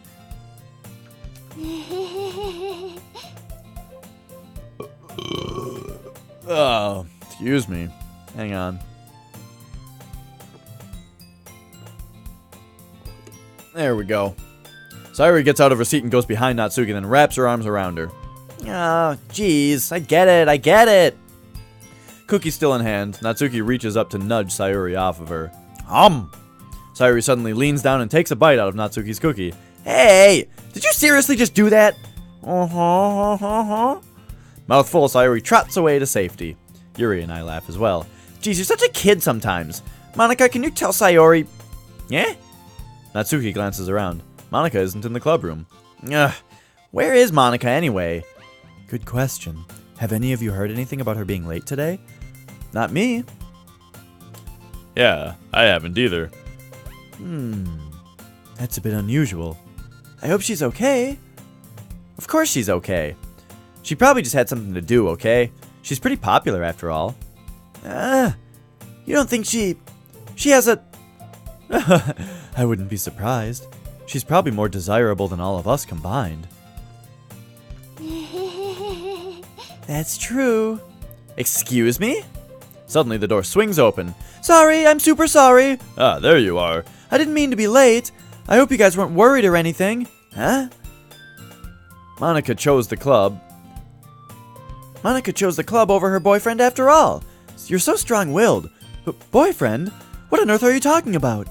Monica quizzically glances at me. Never mind that. What held you up anyway? Well, my last period today was study hall. Holy shit, the first half of that sentence, I had the wrong idea. To be honest, I kind of just lost track of time. That makes no sense, though. You'd have heard the bell ring at least. I must not have heard it since I was practicing piano. Piano? I wasn't aware you played music as well, Monica. I don't, really. I just kind of started recently. I've always wanted to learn piano. That's so cool. You should play something for us, Monica. That's... Monica looks at me. Maybe once I get a little better, I will. Yay! That sounds cool. I'd also look forward to it. Is that so? In that case, I won't let you down, Dash. Monica smiles sweetly and sticks her butt out a little bit when she does it too. I didn't mean any pressure or anything like that. Don't worry. I've been practicing a whole lot recently, and I'd really love my chance to share once I'm ready. I see. In that case, best of luck. Thanks. So I didn't miss anything, did I? Not really. I chose to leave out Sayori's mischievous escapade. I'm sure Natsuki will end up complaining to her anyway. It looks like everyone has already settled down. Sayori somehow finished her entire cookie. Yuri is back to her book, and Natsuki disappeared into the closet. I'm really curious to talk to Yuri a little bit more, but at the same time I would feel bad for distracting her from reading. I catch a glimpse of the cover of her book. It looks like the same book that she lent to me. More than that, she seems to be on the first few pages. Crap. I think she noticed me looking at her. She sneaks another glance at me and our eyes meet for a split second. That only makes her hide her face deeper in her book. Sorry. I was just spacing out. I mutter this, sensing I made her uncomfortable. Oh, it's fine. If I was focused, then I probably wouldn't have noticed in the first place. But I'm just rereading a bit of this, so... That's the book that you gave me, right? Mm-hmm. I wanted to reread some of it. Not for any particular reason. Just curious. How come you have 2 copies of the same book? Well, when I stopped at the bookstore yesterday... Well, that's not what I meant. I mean, I just happened to buy 2 of them. I see. There's something fairly obvious here that Yuri isn't telling me, but I decided to let it go. I'll definitely start reading it soon. I'm glad to hear. Once it starts to pick up, you might have a hard time putting it down. It's a very engaging and relatable story. Is that so? What's it about, anyway? Well, Yuri closes the book and scans her eyes over the back. The book is titled Portrait of Markov. Hi, Melon!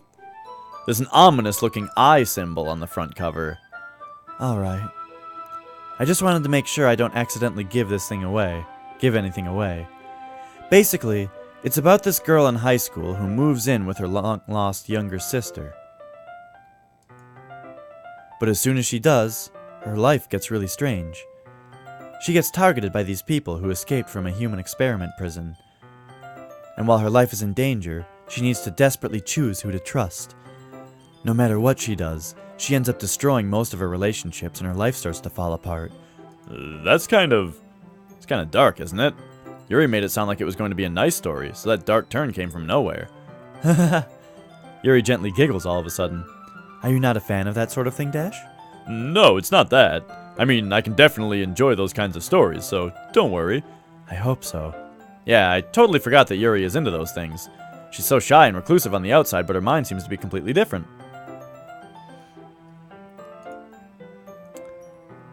It's just that those kinds of stories, they challenge you to look at life from a strange new perspective. When horrible things happen, not just because someone wants to be evil, but because they have their own goals or their own philosophy that they believe in. Then suddenly, when you thought you related to the protagonist, they're made to be the naive one for letting their one-sided morals interfere with the villain's plans. I'm rambling, aren't I? Not again. I'm sorry. Hey, don't apologize. I haven't lost interest or anything. Well, I guess it's alright then. But I feel like I should let you know that I have this problem. When I let things like books and writing fill my thoughts, I kind of forget to pay attention to other people, so I'm sorry if I end up saying something strange. And please stop me if I start talking too much. I really don't think you need to worry. That just means you're passionate about reading. The least I can do is listen. It's a literature club after all. That's true. In fact, I might as well get started reading it, right? You don't have to. What are you saying? Just a moment ago you said you were looking forward to it. Let me just get to the book. I quickly retrieved the book that I had put into my bag. Alright, it's fine if I sit here, right? I slip into the seat next to Yuri's. Yeah. Are you sure? You seem a little apprehensive. I'm sorry. It's not that I don't want you to. It's just something I'm not very used to. That is, reading in company with someone. I see. Well, just tell me if I end up distracting you or anything. Alright. I open up the book and start the prologue. I soon understand what Yuri means about reading in company. It's as if I can feel a presence over my shoulder as I read. It's not a particularly bad thing. Maybe a little distracting, but the feeling is somewhat comforting. Yuri is in the corner of my eye. I realize that she's not actually looking at her own book. Yeah, I don't know, Melon. The thing is, everybody says that there's more to this game than meets the eye, and I know nothing about it, so I decided to start it today because, you know, I was recommended the game, it was requested, you know.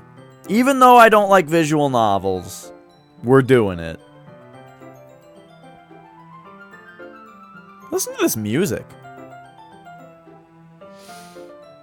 Melon, you asked me to sell you on Binding of Isaac yesterday, and then I talked about it for like 10 minutes. You didn't say anything. So I'm worried that you didn't hear my whole sale on it. And then I said that, and then went, fuck it, and talked for 10 more minutes about the reasons that I think it's a good game that everyone would like. I glance over. It looks like she's reading from my book instead. Sorry, I was just... Yuri, you really apologize a lot, don't you? I do? I don't really mean to. Sorry. I mean... Here, this should work, right? I slide my desk until it's up against Yuri's, then hold my book more between the two of them. The two of them? What, her boobs? I suppose so. Yuri timidly closes her own copy. Once we each lean in a little bit, our shoulders are almost touching. It feels like my left arm is in the way, so I instead use my right hand to hold the book open. I guess that makes it kind of difficult to turn the page. Here. Aww.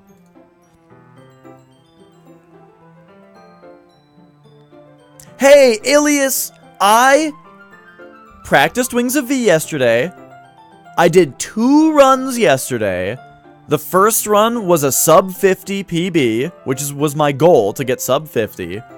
And the second run I did was a PB. I got a 49.06 in game time. It was pretty great. So I felt like, well, that's not the reason that I'm not playing it today, though. I'm not playing it today because... Oops, sorry, I hit my microphone stand with my keyboard. I'm not playing it yet today just because, yeah, you know, people wanted me to play this.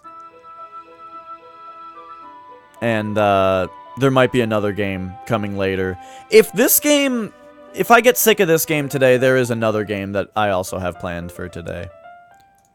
That I've never played on stream before, and I've actually never played before. So this might be 2 new games today, which is actually kind of weird because I stress out over starting new projects, and then every once in a while I'm just like, I'm gonna play 2 new games today. Anyway, Yuri takes her left thumb and holds the left side of the book between her thumb and her forefinger. I do the same with my right arm. Okay, let me tell you something about this though. This co-op reading. I'm not into this. Well, I mean, it's cute and romantic, and that's sweet, but I don't like co-op video games because of how it messes with the pacing, and it's even worse with a book, because every time you reach the end of a page, you need to wait for the other person to be done with the page, or if you notice that the other person is waiting, you need to rush. And if you're the one waiting, it might be mid-sentence and everything. And then halfway through the page also, you notice that their head turns up. You know, because they went up to the next page. So that then you know whether you're on pace or not. But then that distracts you for the entire first page. Because the entire first page, you're just looking at the other person's head, seeing if they're ahead of you or not. So, I couldn't read a book co-op like this. I don't like co-op games because it screws with the pacing in a similar way. The entire time I can't enjoy the game because I'm just worried about the pacing and about whether I'm going too fast for the other person or too slow for the other person. And that's all I can think about. I'll play a co-op game every once in a while. But that's just a thing. Anyway.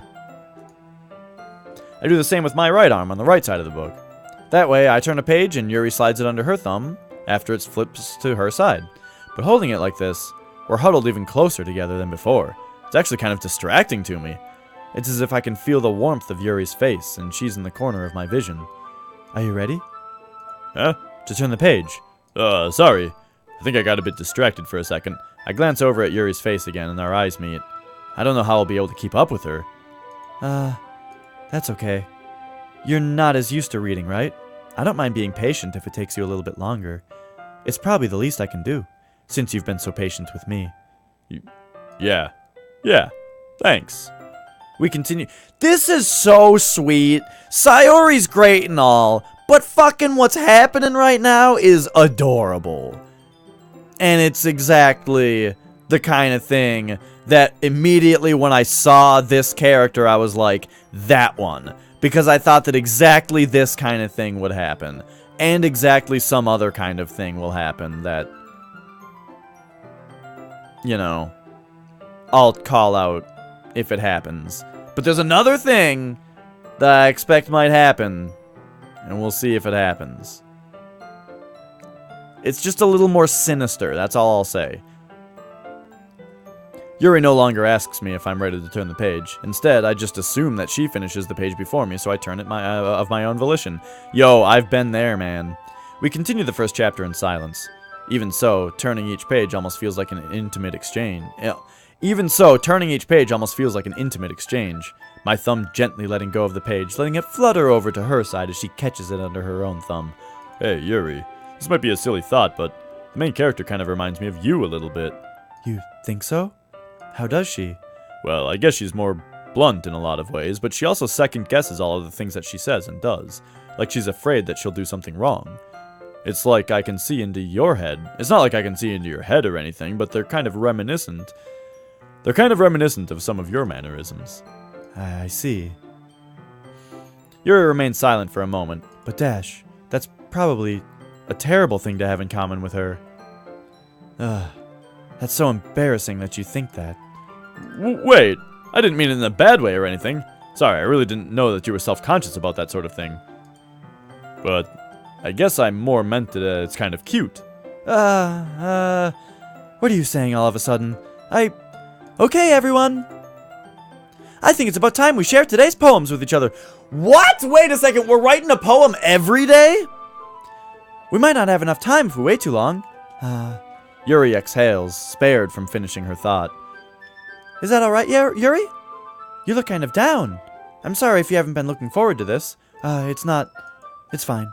Yuri releases her hand from the book, closing it on top of my thumb. Alright, I guess I'll do some more reading tonight. Or would you prefer if I only read it with you? I guess I don't have too much of a preference either way. In that case, I'll read a little more tonight. It'll be more fun to read with you after it picks up a bit, you know? That's good reasoning. In that case, feel free to finish the first 2 chapters in your own time. Alright. I stand up.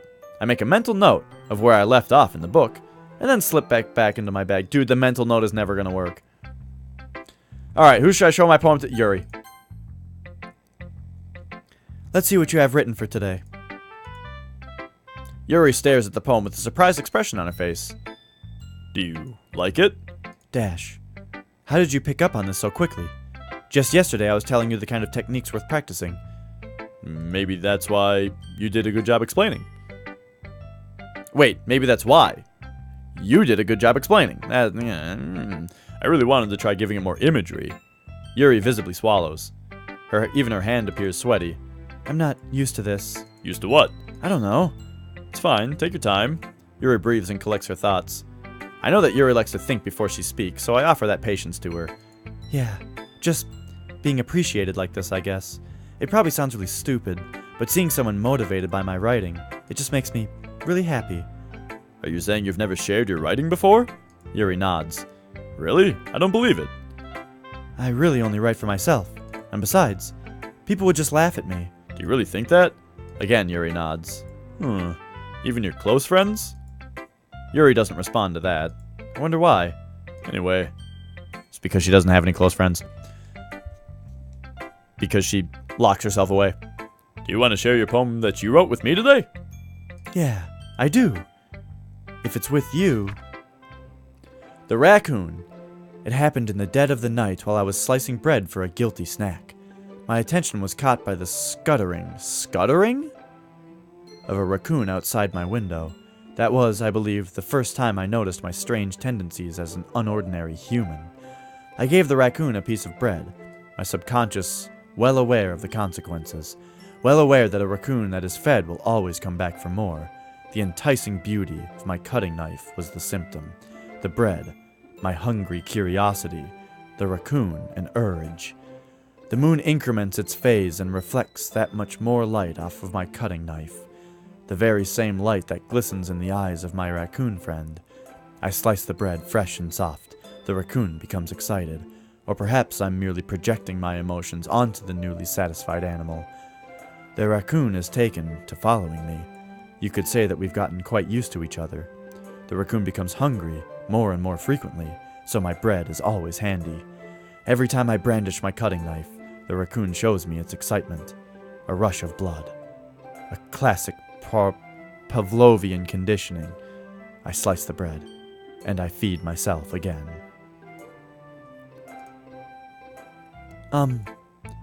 I was a little more daring with this one than yesterday's. I can see that. It's a lot more metaphorical. I don't know if it's my fault, but I can't begin to imagine what this poem is about. That's right. It's a bit closer to my preferred writing style, using the poem as a canvas to express vivid imagery and conveying emotions through them. Yeah, if I take it at face value, then I can't even figure out what it's supposed to mean. Well, I think it's something that different people can relate to in their own way.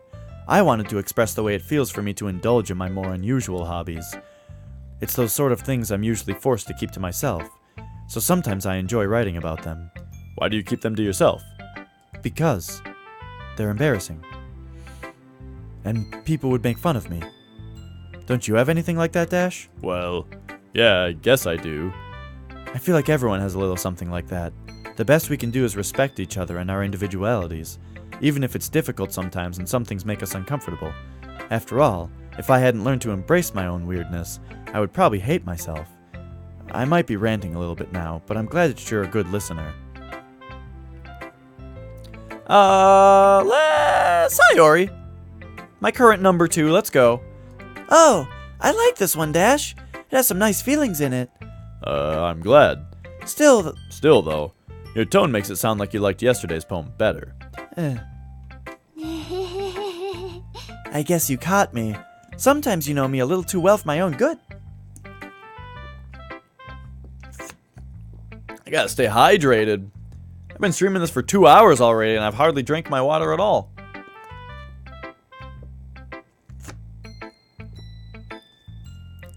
Yeah, I don't know, Melon. So far, I think that the writing is really good. I feel like the characters, what do you call it? The characters' mannerisms are put forth in a fun way. And I like the way that the characters interact with each other. But, yes, I'm expecting a turn, you know? The whole time I'm just waiting for the turn where they become murderous. But we'll see. Maybe the whole twist is that they're, they're all like dead or something. And you're just like, anyway. Oh, I already read that. Well, don't just try to be nice about it. If I'm doing a bad job, then I'd rather just hear it. No. I still liked this one, I promise. You know I wouldn't lie to you, Dash. Never, ever. Yeah, I guess so. What made yesterday's poem so great compared to this one, then? Well, I'm not very good at figuring out poems are good or bad. But that's just why I go by my heart. If it makes me feel things, then it must be a good poem. I'm not sure that's exactly how it works, but then again, I guess conveying feelings is a pretty important part of this whole thing. Oh, I'm like hiccuping. Yeah, maybe. Honestly, I don't even know what kind of writing you like in the first place. Yeah, me neither. Why don't you at least try giving it some thought? Aw, you want to write something for me? That's so sweet. Yeah, right. I can't tell if that comment was genuine. But you're always thinking about other people. You need to think about yourself once in a while. If you don't, you might end up getting hurt at some point. Huh? Well, I don't really know what you mean, but I'll try to keep it in mind. Well, whatever. Anyway, let's see. I guess I like happy poems. Wait, sometimes I like sad poems too. Sometimes a little bit of both. There's a word for that, right? What's the word I'm looking for? Bittersweet. Yeah. I like things that are happy and things that are sad. Happy and sad? I can't see you liking something sad, Sayori. Well, I like happy the most, but sometimes when you have a little rain cloud in your head, a sad poem can give the rain cloud a little hug. And it makes a nice, happy rainbow. Sayori, that's unexpectedly poetic. It is? Maybe I'm getting better at expressing my feelings after all. Thanks, Dash. I should go write that down then. You can read my poem now, okay? Bottles. I pop off my scalp like the lid of a cookie jar. It's the secret place where I keep all my dreams. Little balls of sunshine all rubbing together like a bundle of kittens. I reach inside with my thumb and forefinger and pluck one out. It's warm and tingly, but there's no time to waste. I put it in a bottle to keep it safe, and I put the bottle on the shelf with all the other bottles. Happy thoughts, happy thoughts, happy thoughts in bottles, all in a row. My collection makes me lots of friends. Each bottle a starlight to make amends. Sometimes my friend feels a certain way. Down comes a bottle to save the day. Night after night, more dreams. Friend after friend, more bottles. Deeper and deeper my fingers go, like exploring a dark cave, discovering the secrets hiding in the nooks and crannies. Digging and digging, scraping and scraping. I blow dust off my bottle caps. It doesn't feel like time elapsed. My empty shelf could use some more. My friends look through my locked front door. Finally, all done, I open up, and in come my friends. Did they come in such a hurry? Do they want my bottles that much? I frantically pull them from the shelf one after the other, holding them out to each and every friend, each and every bottle. But every time I let one go, it shatters against the tile between my feet. Happy thoughts, happy thoughts, happy thoughts in shards all over the floor. They were supposed to be for my friends, who aren't smiling. They're all shouting, pleading, something. But all I hear is echo, echo, echo, echo, echo inside my head. Holy crap. Sayori, did you really write this? Of course I did. Didn't I tell you yesterday I was going to write the best poem ever? Yeah, but I mean, I didn't expect something like this coming from you. Monica taught me a whole lot, and I've been really in touch with my feelings recently. I see that. It's almost kind of creepy. Creepy? Well, not exactly. Maybe because I'm used to you being so cheerful. Well, never mind. I'm thinking too hard about it. The point is, it came out good. And It came out well, you fucking idiot. So you should be proud of it.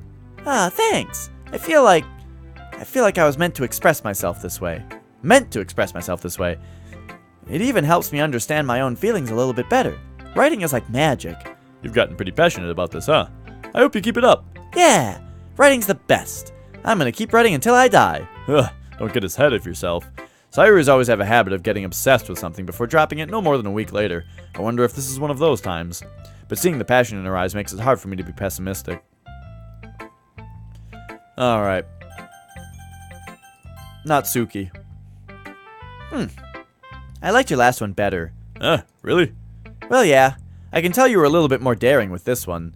But you're really not good enough for that yet. It fell flat. That may be true, but I wanted to try something different. I'm still figuring all this out. I mean, I always like poems that aren't trying too hard.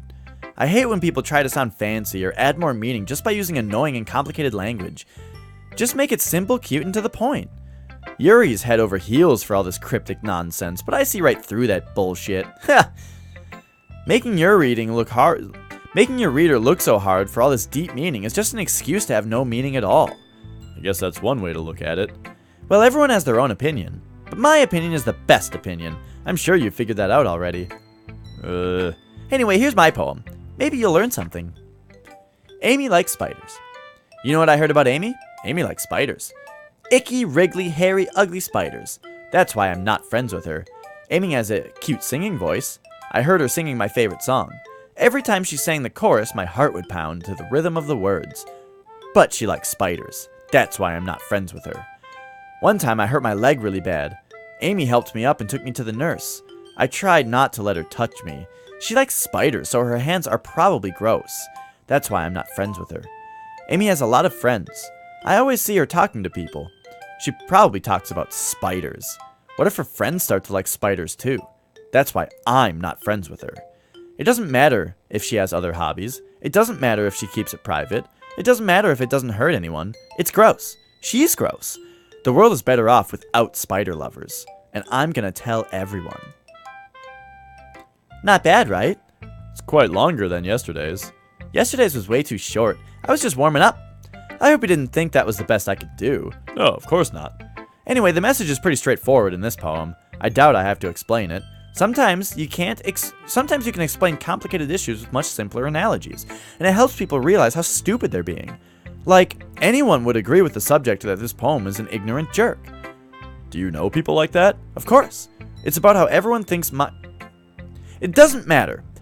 It can be about anything. I wrote it to be easy to relate to. Everyone has some kind of weird hobby or guilty pleasure, something that you're afraid of if people find out, and they make fun of you or think less of you. But that just makes people stupid. Who cares what somebody likes as long as they're not hurting anyone and it makes them happy? I think that people need to learn respect for others for liking weird things. That's funny. Yuri wrote about something similar today. Huh? Did you say Yuri? Yeah. She said her poem was about an unusual hobby of hers. I didn't really get it, but she said something similar to you. That people shouldn't make each other feel insecure about those things. Really? Well, I mean, Yuri's pretty weird, so I wouldn't doubt that she has some weird hobbies. Not that there's anything wrong with that. It's not like I would judge her or anything. Natsuki has trouble finding words. I guess I should try not to be so mean to her. Even if she feels insecure about her weird behaviors and stuff. I mean, I always hate people who make me feel insecure.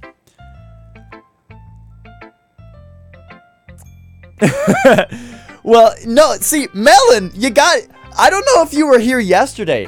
Yesterday, Natsuki fought with Yuri.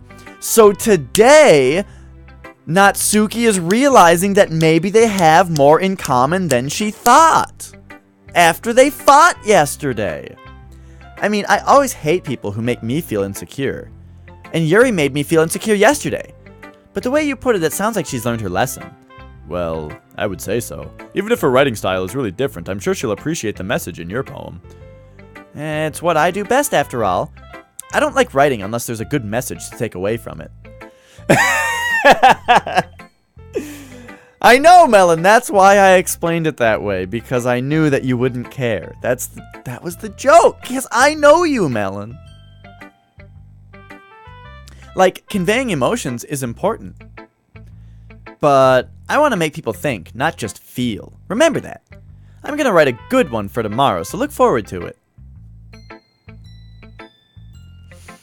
Alright, Monica's last. Hi again, Dash. How's the writing going?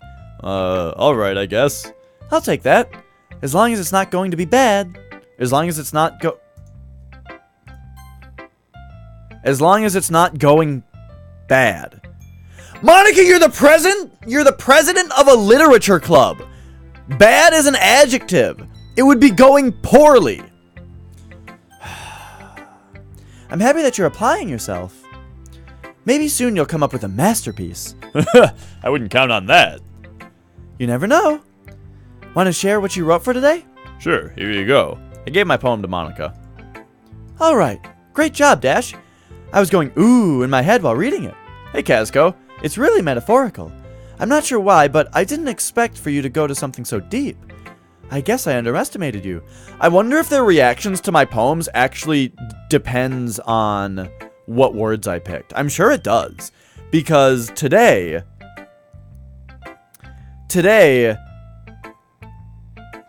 Natsuki.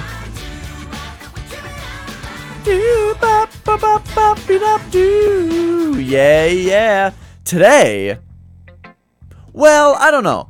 Sayori said that she liked my poem more today than she did yesterday, even though I'm sure yesterday I picked more words that Sayori liked. In fact, I think she won yesterday's word game. But today, Yuri really liked my poem, and everybody, Natsuki didn't as much, and lectured me about using fancy words. So, I bet that their reactions to my poems probably, has to do with the words that I picked. That way, it always counts when I put in some effort. Aha, that's not very fair. Well, I guess it worked anyway. You know that Yuri likes this kind of writing, right? Yeah, see, totally. Well, I mean, this just means that Yuri won, is all this means. This just means I picked the most Yuri words. Writing that's full of imagery and symbolism. Unlike Sayori, who likes using simple and direct words to describe happiness and sadness, Yuri likes it when readers are left to derive their own meaning out of it. It's very challenging to write like that effectively, both allowing people to get something out of it just by feel, or letting them deeply analyze all of the nuances. It can take years of practice, which I'm assuming Yuri has at this point. I never really asked, though. I'm sure I'm nowhere near her level yet. Don't worry so much about that. You do your own thing. Just keep exploring and learn by trying new things. But anyway, you want to read my poem now? I like the way this one turned out, so I hope you do too. Alright, let's take a look. Save me. The colors, they won't stop. Bright, beautiful colors, flashing, expanding, piercing, red, green, blue, an endless cacophony of meaningless noise. The noise that won't stop. Violent, grating waveforms, squeaking, screeching, piercing. Sine, cosine, tangent, like playing a chalkboard on a turntable, like playing vinyl on a pizza crust. An endless poem of meaningless. Load me. Load me? Excuse me? Like blow a load on you? I don't think that last part was part of the poem. I think she wants me to blow a load on her. It's even more abstract than your last one, huh? And then she does this cute pose. By the way, this is like the cutest pose, where they stick their butt out and their boobs out with the little smile. This is a hell of a pose. She's got the cute anime girl pose down perfectly. I guess it's just the way I write. I'm sorry if you don't like it. No, I never said that. It's just the kind of thing I've never really seen before, I guess. I kind of like playing with my space on the paper. Choosing where and how to space your words can totally change the mood of the poem. It's almost like magic. The way I wrote the lines really short makes it feel like they're trying to speak over the noise. I see. It's still hard for me to tell what it's about, though. Sometimes asking what a poem is about isn't the right question. A poem can be as abstract as a physical expression of a feeling, or a conversation with the reader. So putting it that way, every poem is about something. Or wait, putting it that way, not every poem is about something. Anyway, here's Monica's writing tip of the day. Sometimes you'll find yourself facing a difficult decision. When that happens, don't forget to save your game. You never know when you might change your mind. Or when something unexpected may happen. Wait, is this tip even about writing? What am I even talking about? Yeah, that's my advice for today. Thanks for listening. Okay, everyone. We're all done reading each other's poems, right? I have an extra plan today, so if everyone could come sit at the front of the room. Is this about the festival? Well, sort of. Do we really have to do something for the festival? It's not like we can put together anything good in just a few days. We'll just end up embarrassing ourselves instead of getting any new members. Yeah, that's a concern of mine as well. I don't really do well with last-minute preparations. Don't worry so much. We're going to keep it simple, okay? We don't need much more than a few decorations. Sayori has been working on posters, and I've designed some pamphlets we can give out during the event. Okay, that's great and all, but that doesn't tell us what we're actually going to be doing for the event. Sorry, I thought you had heard about it already. We're going to be performing. Performing? Monica. Yeah, we're going to be having a poetry performance. Each of us are going to choose a poem to recite during the event. But the cool part is, we're also going to let anyone else come up and recite poems too. Sayori is putting on all the posters in case anyone wants to prepare ahead of time.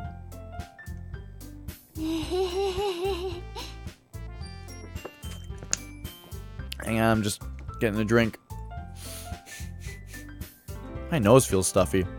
Sayori, who's been coloring a poster, holds it up for us to see.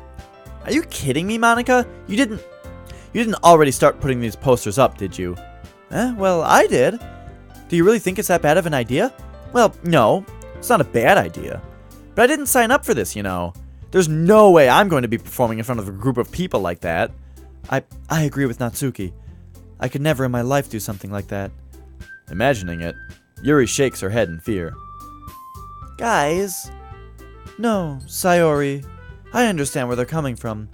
Remember that Natsuki and Yuri never shared their poems with anyone until just a couple days ago. It's a lot to ask them to recite their poems out loud to a whole room full of people. I guess I kind of overlooked that, so I'm sorry. But I still think we should give it our best. We're the only ones responsible for the fate of this club. If we start the event and each put on a good performance, then it will inspire others to do the same. And the more people who perform, the better we'll be able to show everybody what literature is all about. Yeah, it's about expressing your feelings and being intimate with yourself and finding new horizons and having fun. That's right. And doing those reasons, I'm getting, I can't do more than today because, my voice, I can't do these voices much longer. And it's those reasons that we're all in this club today. Do you want to share that with others? To inspire them to find the feelings that you brought you here in the first place. I know you do. I know we all do. And if it makes us standing in front of the room for 2 minutes and reciting a poem, then I know you can all do it. It's okay. Monica's just... Or Monica? What the fuck is her name? I mean, I don't know if this is Monica or Monica. It's probably... I'm just gonna say Monica. But, I mean, that doesn't really go along with Yuri and Natsuki and Sayori. It's probably Monica. But I don't know where to put the emphasis. Anyway, Sayori looks worried. I guess that leaves me no choice. I agree. I don't think it's too much to ask. I think that Sayori and Monica have been trying really hard to get new members. The least we can do is help them out a little bit. Well, maybe, but... Looks like Natsuki doesn't have any arguments left. Okay, fine. I guess I'll just have to get it over with. Alright. Thanks, Natsuki. What about you, Yuri? Yuri dejectedly glances around at everyone else's expectant faces. I guess I don't really have a choice. That's everyone! You're the best, Yuri! This club is seriously going to be the death of me. Oh gosh. You'll be fine, Yuri. But anyway, let's move on to the main event. I want each of you to choose a poem of yours. We're going to practice reciting them in front of each other. No way! Monica, this is too sudden. Well, if you can't recite your poem in front of the club, how do you expect to do it in front of strangers? Oh no. Don't worry. I'll start off to help everyone feel a little bit more comfortable. Can I go next? Of course. Now let's see. Monica flaps through her notebook to the specific poem she has in mind for herself. She then stands behind the podium. The title of this poem is The Way They Fly. Monica begins reciting her poem. Her clear, confident voice fills the room. More than that, her inflection is pristine. She knows exactly how to apply emotion behind each line she recites, bringing the words to life. Is this something she's done before, or is she simply a natural? I glance around me. Everyone has their eye on Monica. Sayori looks amazed. Yuri has an intense expression on her face that I don't understand. Finally, Monica finishes the recitation. Oh my gosh. I'm gonna say her name differently every time now because I don't know. This is the last day I'm doing today, Melon, so we'll move on to something else soon. But, also, who knows? Maybe the shocker of this game is that it doesn't do anything. They put a disclaimer at the beginning of it not to play it if you suffer from depression and warn you about the game being fucked, and then it's not fucked. I can't do these voices anymore. I can't keep talking like this. Also, I really have to pee. Monica takes a breath and smiles. You guys decide for me. How should I pronounce this name? So that I quit annoying everybody by saying it differently every time. That was so good, Monica. Thank you very much. I was just hoping to set a good example. Are you ready for the next, Sayori? I'll go next. What? Yuri's fired up all of a sudden. Yuri clutches a sheet of paper between her hands and stands up. Keeping her head down, she walks quickly over to the podium. This poem is called... Yuri anxiously glances at each of us. You can do it, Yuri. It's called After Image. of a crimson eye. Hey, I picked the word after image. And I remember seeing the word crimson. Yuri's voice shakes as she starts reading the poem. Just a moment ago, she practically refused to do this. Why is she suddenly putting in so much effort? As Yuri gets past the first couple lines, her voice changes. It's almost like what happens when Yuri gets absorbed into her books. Her quivering words transform into the sharp syllables of a fierce and confident woman. The poem is full of twists and turns in its structure that she enunciates with perfect timing. This must be a rare glimpse into the whirling fire Yuri keeps concealed inside her head. Suddenly, she's finished. Everyone is stunned. Look, you guys, it's not just because she has flowing, long, purple hair, that's my favorite color, and purple eyes, and the biggest boobs, and acts the most, like, quiet. She's... Okay, I guess it is all... Those are all the reasons. That is exactly what it is. Those are all the reasons that she's the best so far. Yuri snaps back into reality and glances around her as if she bewildered even herself. It's up to me to save the situation. I'm the first to start applauding.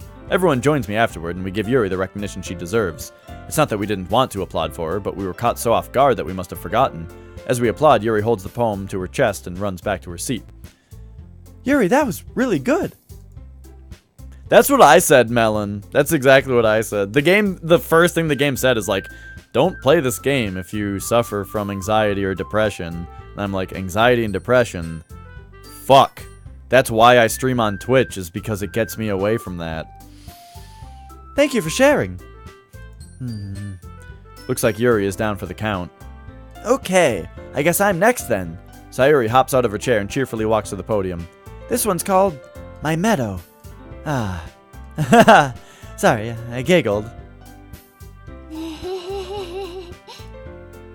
Sayuri. It's a lot harder than I thought. How'd you guys do it so easily? Try not to think of it like you're reciting to other people. Imagine you're reciting it to yourself, like in front of a mirror or in your own head. It's your poem, so it'll come out the best that way. I see. Okay then. Sayuri begins her poem. Somehow it feels like her soft voice was a perfect match. The poem isn't aimlessly cheery like Sayuri is. It's serene and bittersweet. If I were to read this poem on paper, I probably wouldn't think much of it, but hearing it from Sayuri's voice almost gives it a whole new meaning. Maybe this is what Sayuri meant when she said she likes my poems. It's like I get to reach more deeply into someone I thought I knew through and through. Sayuri finishes and we applaud. I did it! Good job, Sayuri. Even Dash liked it. Holy shit, did you guys hear that? Like, there was lightning, so, like, I'm in this bright-ass room with bright-ass lights on me, and, to make a green screen that I'm not using look good, and I still saw a giant flash of light on the, through my blinds. I have blinds over my windows, and it's bright in here, and that was, like, super bright, and then, holy shit, that thunder was really sharp.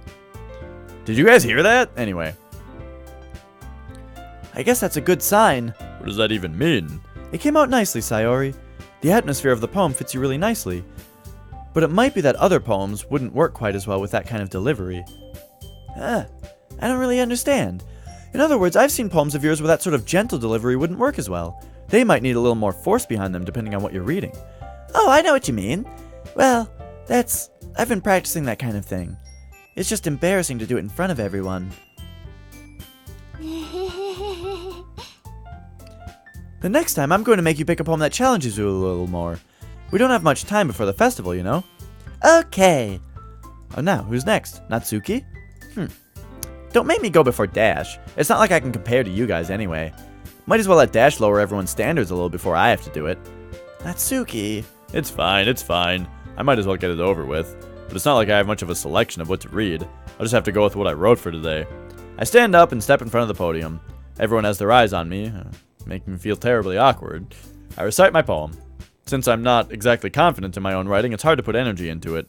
Despite that, once I finish, I receive applause anyway. Sorry, I'm not as really good as everyone else. Don't worry about it so much.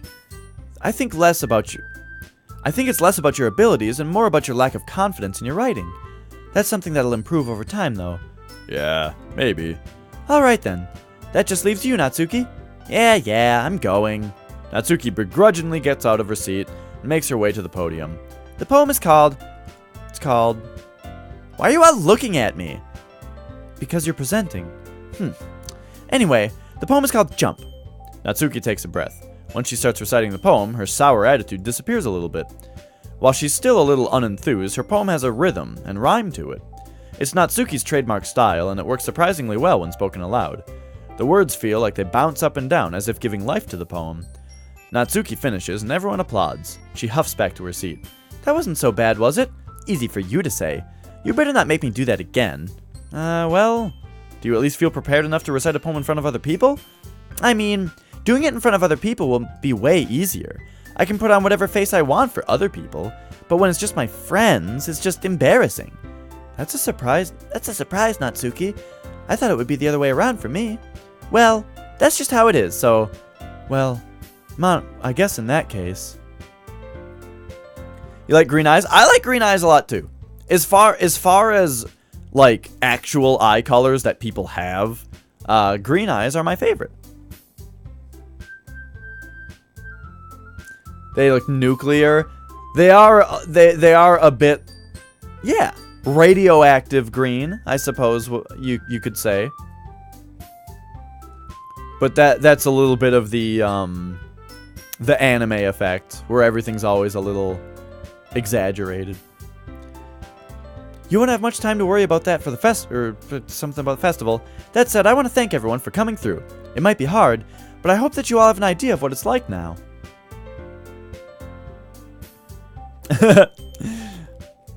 Make sure you pick a poem and get enough practice before the festival, okay?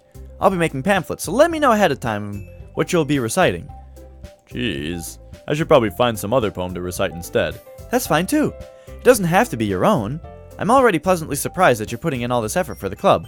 It makes me really happy. Yeah, no problem. Okay, everyone, I think that's about it for today. I know the festival is coming up, but let's try to write poems for tomorrow as well. It's been working out really nicely so far, so I'd like to continue that. As for the festival, we'll finish planning tomorrow, and then we'll have the weekend to prepare. Monday's the big day. I can't wait. I can do this. I can do this. Alright. I stand up.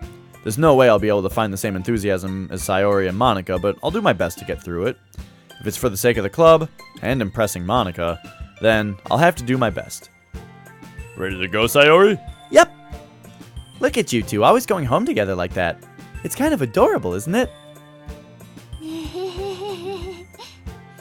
Jeez, guys, don't make such a big deal out of it.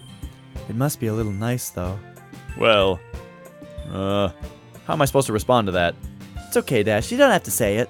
Whatever, let's go already. Oh, we didn't have a choice. We didn't have a single choice today. I walk home with Sayori once more. Even though it's only been a few days, a lot of things have already changed.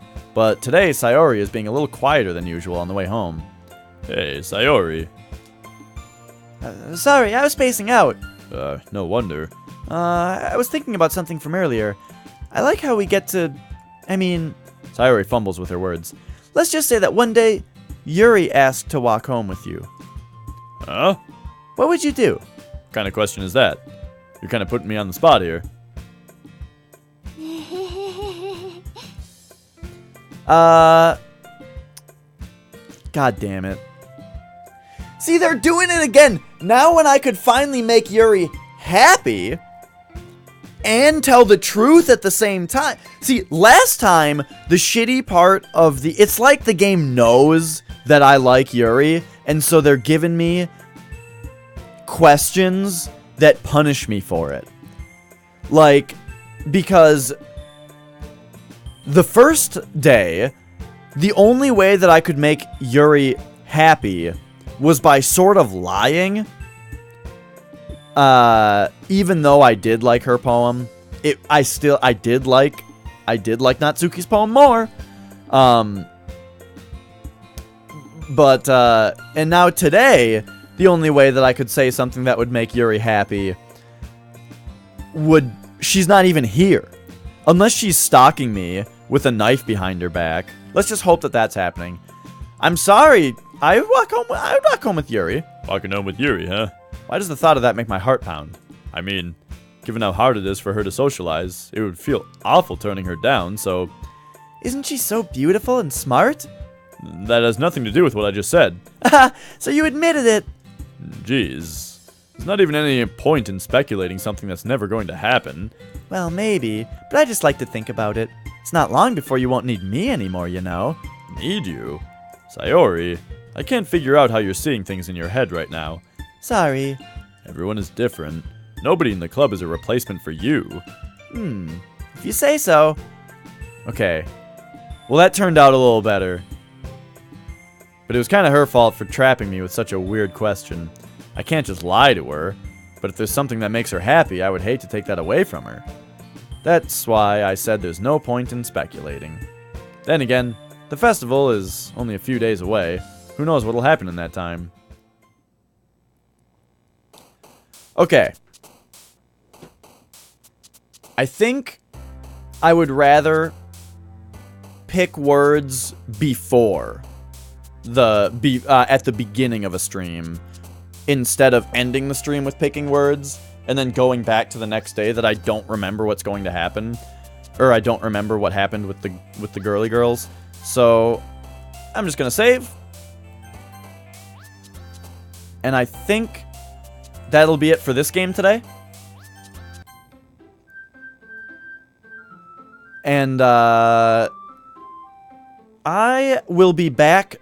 I gotta go to the bathroom, and then I'll be back shortly with another game, another mystery game. We'll see. I'll be right back. Oh, also, thank you so much for watching, everybody. I feel like it was a good turnout.